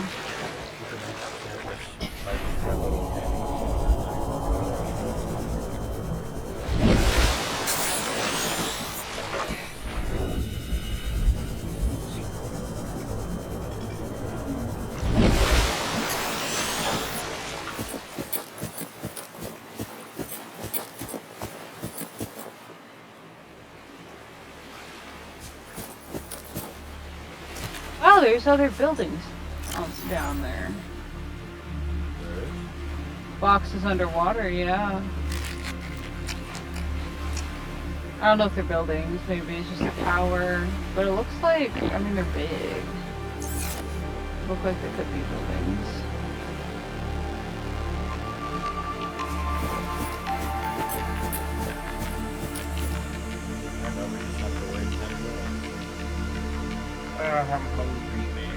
Stuff Luigi has told me. People think that I make millions of dollars off of this stuff. And, and I don't. I would love to sign on to the millions of dollars program.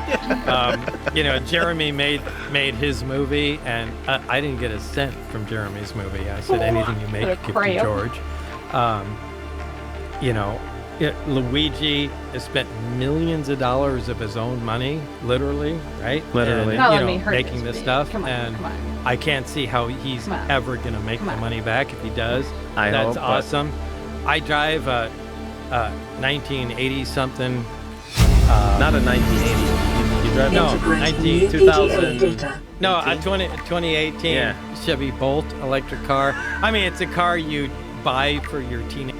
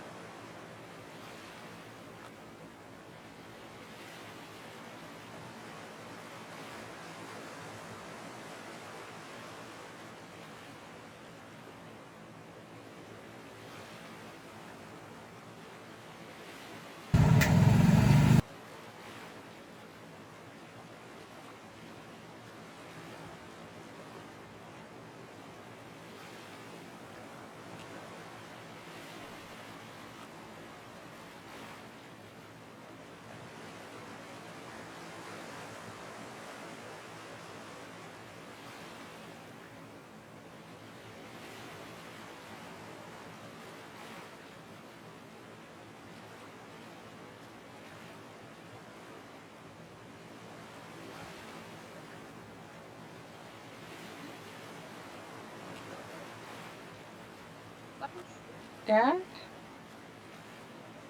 Those are my headphones. Yeah, those are my headphones. I don't want them though. Ugh.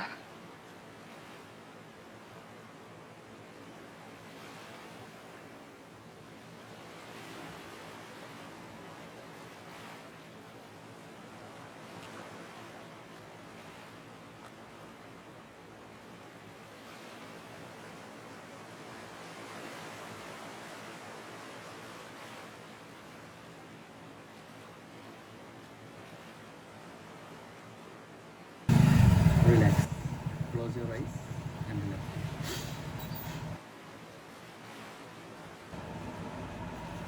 Whoa, what's that? A little octopus man? Coolio.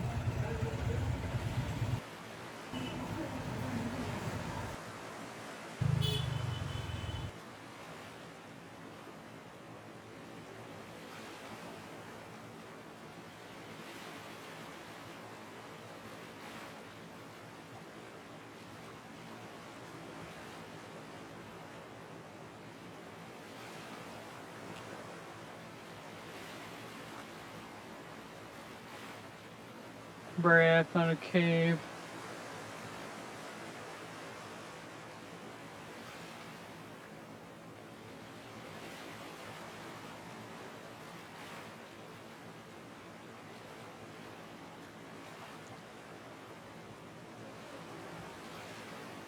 I have to explore this cave when we're done. Might be some cool shit in there. No. Ooh, that was a close one.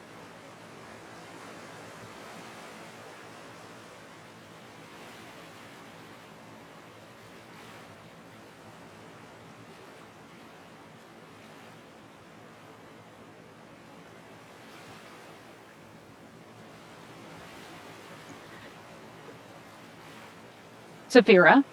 No.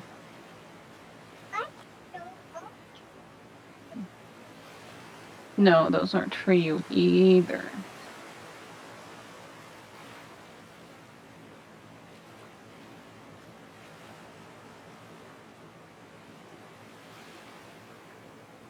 How do I give this a thing that makes me move faster underwater more power? The battery dead? It says it has 8% left.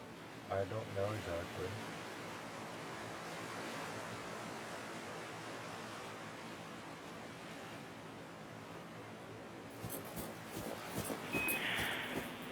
Integrity Houston on Orion Earth 1 for the toilet. We've discussed, based on the pre-flight reports and the AGA readings, we're going to continue discussing on the ground, but we are comfortable continuing with the emergency comm DFTO, and we are comfortable with you continuing to use the toilet.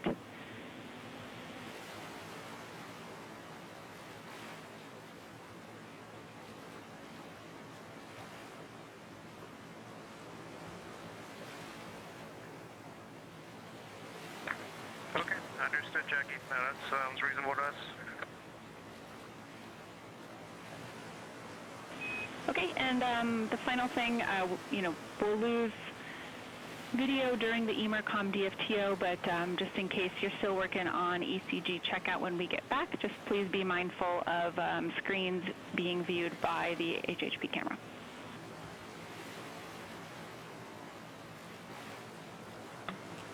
We copy, and with that, do I understand I have a go in instruction 76? Christina, A-firm, you are go in 76, and when you unpower S-band, expect a caution, pry S-band fail.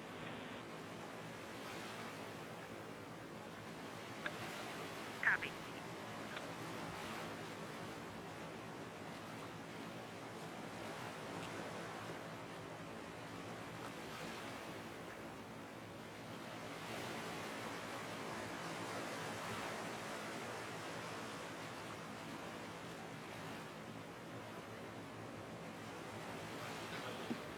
This is Artemis Mission Control here in Houston, Texas.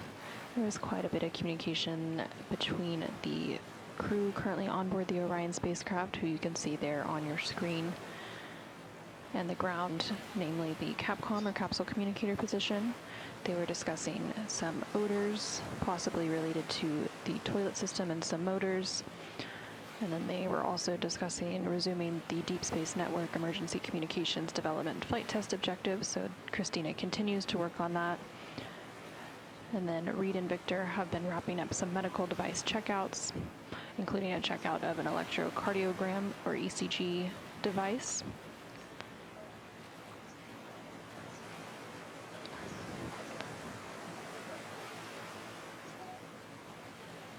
And right now we're in an expected loss of signal. Yay. So you're seeing a live look inside the Artemis flight control room here in Mission Control Houston.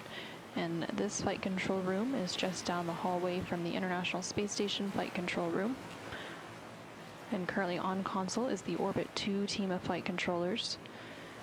And during the mission, there are 3 shifts, which are known as orbits, that monitor the crew and its systems 24/7. The Orbit 2 team of flight controllers is being led by NASA Flight Director Paul Kanya, who you can see there on the upper right-hand side of your screen, and he is sitting next to the Capcom or capsule communicator for this shift, who is Jackie Mahaffey there in the center of your screen, and next to her is NASA astronaut Tracy Dyson, also sitting at the Capcom console. Saphira. Thank you.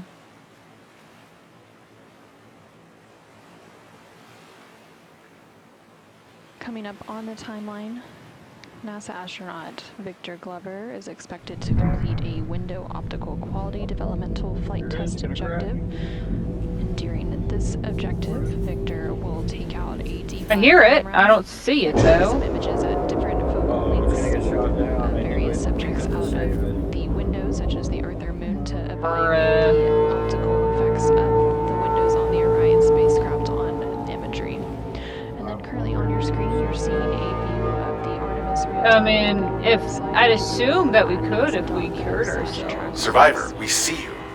Man, I don't know how you held out down there. We broke an atmosphere and we're descending towards the landing site. Is that a building down there? What do you mean you can't identify it? And just a few minutes ago, the Orion Hold on. spacecraft No turning back now. Positions everywhere. surpass a milestone. Touching down in of 10, now 9, closer 8. to the moon than they are to Earth. So you can see there in the bottom right-hand side of your screen. It's coming from the building? The spacecraft is currently 137. Change course. Send thrusters to full.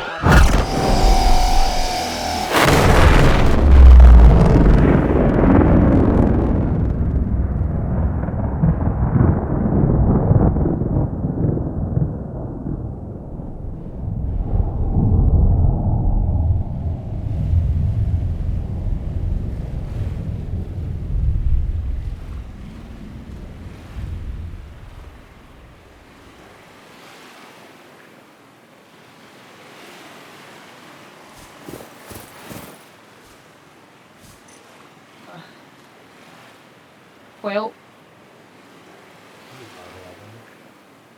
from what I gather, this planet is like infected with something, and the precursors, whoever lived here before, don't want it leaving the planet, so anything that arrives gets destroyed.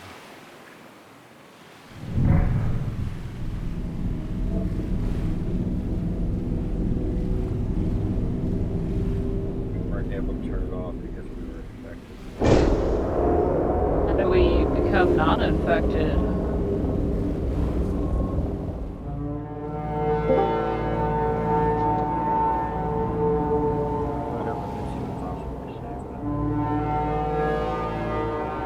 Do you have any water on you by any chance? I do. What have I? 5 gallons. I'm talking in game, bruh. I got plenty of in-life water. Oh, I know. I just thought I'd offer. Maybe you could like digitally synthesize it. Alright, well I'm gonna go and get us some water. Is this mine? Aww. I can't tell if this one's mine. I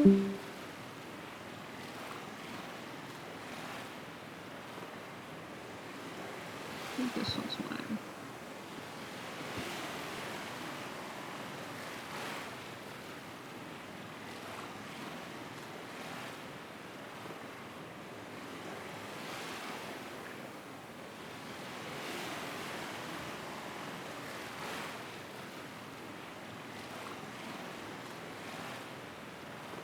Oh, so apparently if you are able to actually deactivate it, what they say is there's a massive debris field in the atmosphere we can't safely land or returning back. You could save them, I guess. Yeah, then they don't die. Then nothing for us. You're piloting my ship. Fuck! I guess I'll take yours. Well, to be fair, I was the asking. sticky cheese smell is delicious. Ew. I was asking what ship was mine, because they both have the same color icon. I thought you were going to change your color. You have to do it yourself. It's client side. I made mine orange. Oh shit. Yeah, and Anyway, we should probably call it here when we get back.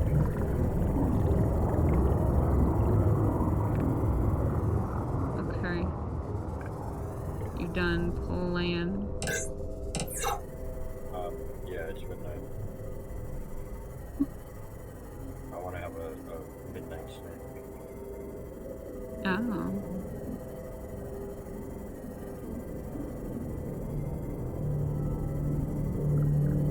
What is this midnight snack gonna be? I have no idea.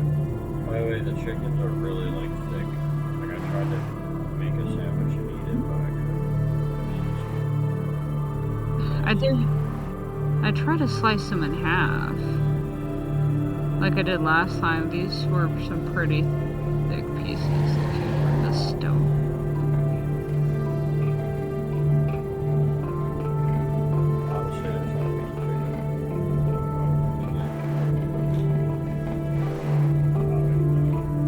Calorie intake recommended.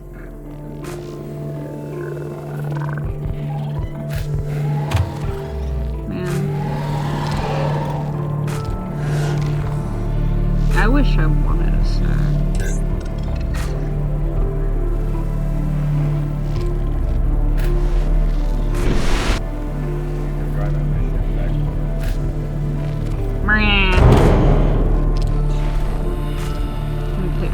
Playing partially translated broadcast. 9 new biological subjects designated. Mode. Hunting. Analyzing. Sharing subject locations with other agents. Ominous.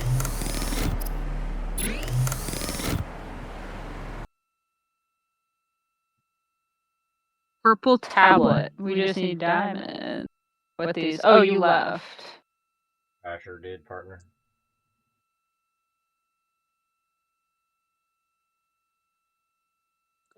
Alright. I shall leave as well then.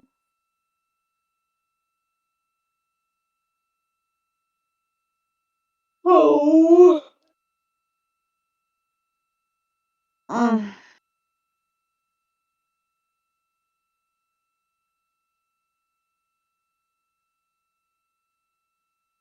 What you gonna do since you're not gonna make yourself anything to nom?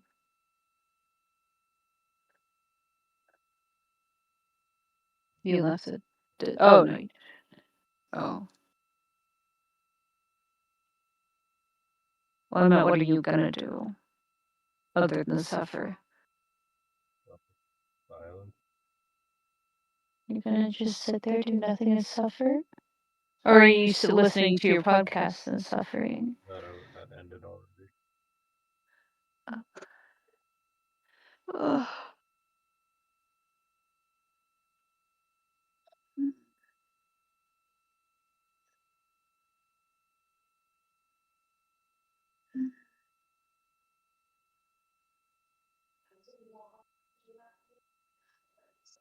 You want like just a plain piece of chicken, or?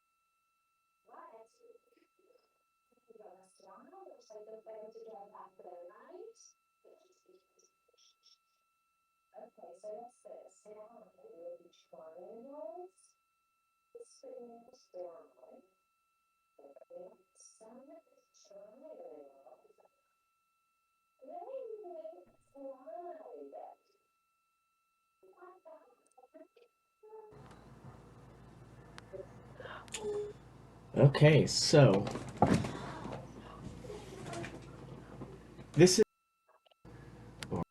like these tire tracks, for example, lead right into the mountain. It looks like maybe there's some piping here, or maybe this is some more tire tracks, but they look more rounded to me. But I thought it was really interesting because I've never seen tire tracks out here. So another thing that was interesting to me is that when you look all around, it seems like there's a lot of good places where you could hide hangars from above and not really be able to see. We're at an elevation of 1,382 meters, so they could easily dig underground here and have this little plateau where the lake falls off look like a... Here, casting a shadow. Anyway, I just want to know what people think about this, because...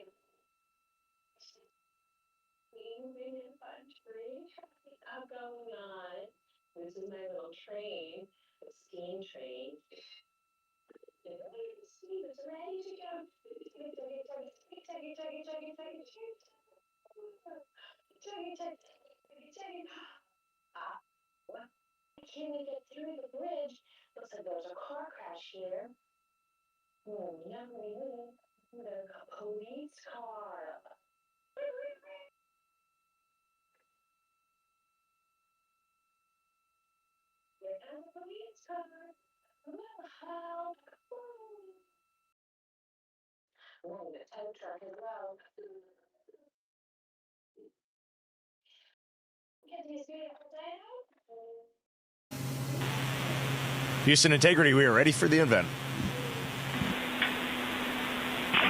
ABC News, this is Mission Control Houston. Please call Integrity for a voice check. Integrity, this is Gio Benitez at ABC News. How do you hear me? Outstanding. We have you loud and clear. How about us? I hear you loud and clear, and I truly cannot believe it. You are quite literally on the way to the moon right now and still speaking with us. Tell me, how do you feel? What's going through your mind? I mean, this must be so incredible, because have you allowed the weight of the moment to really fit in here? Have you allowed that to happen? You allowed that to happen? Well, first and foremost, we all wanted to give a shout out to our families first, because we are pretty far from Earth and we have not gotten to say hi to them yet. But there was a moment about an hour ago where Mission Control Houston reoriented our spacecraft as the sun was setting behind the Earth. And I don't know what we all expected to see in that moment, but you could see the entire globe from pole to pole. You could see Africa, Europe, and if you looked really close, you could see the northern lights. It was the most spectacular moment, and it paused all four of us in our tracks. What has been most surprising to you about this so far?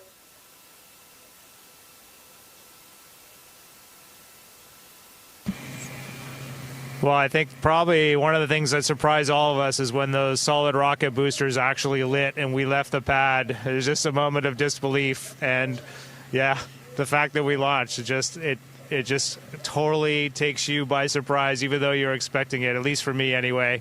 And I just had a huge smile across my face.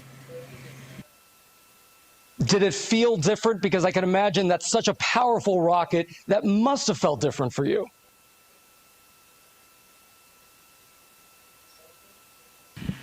One of the biggest surprises was how smooth riding those solids was. We all expected a really just dynamic ride, a lot of motion. We were prepared to potentially not being able to see telemetry, maybe even not being able to, touch switches, and it was very smooth. It was a definite difference when they separated and we were just on the main engines, but just a steady rumble and a great ride. What do you want to tell Americans here at home who are watching this right now? They're quite amazed at the fact that you are speaking to us on the way to the moon right now. What do you want to tell them about this particular mission and why it's so important?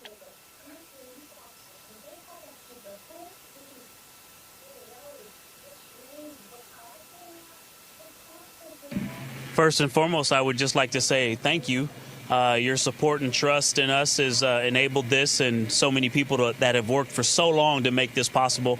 But also, we're just getting started. You know, we've worked really hard, and even though we were a little surprised to actually launch yesterday, we have a lot of mission left ahead of us. And so I really want to tell them, stay tuned and keep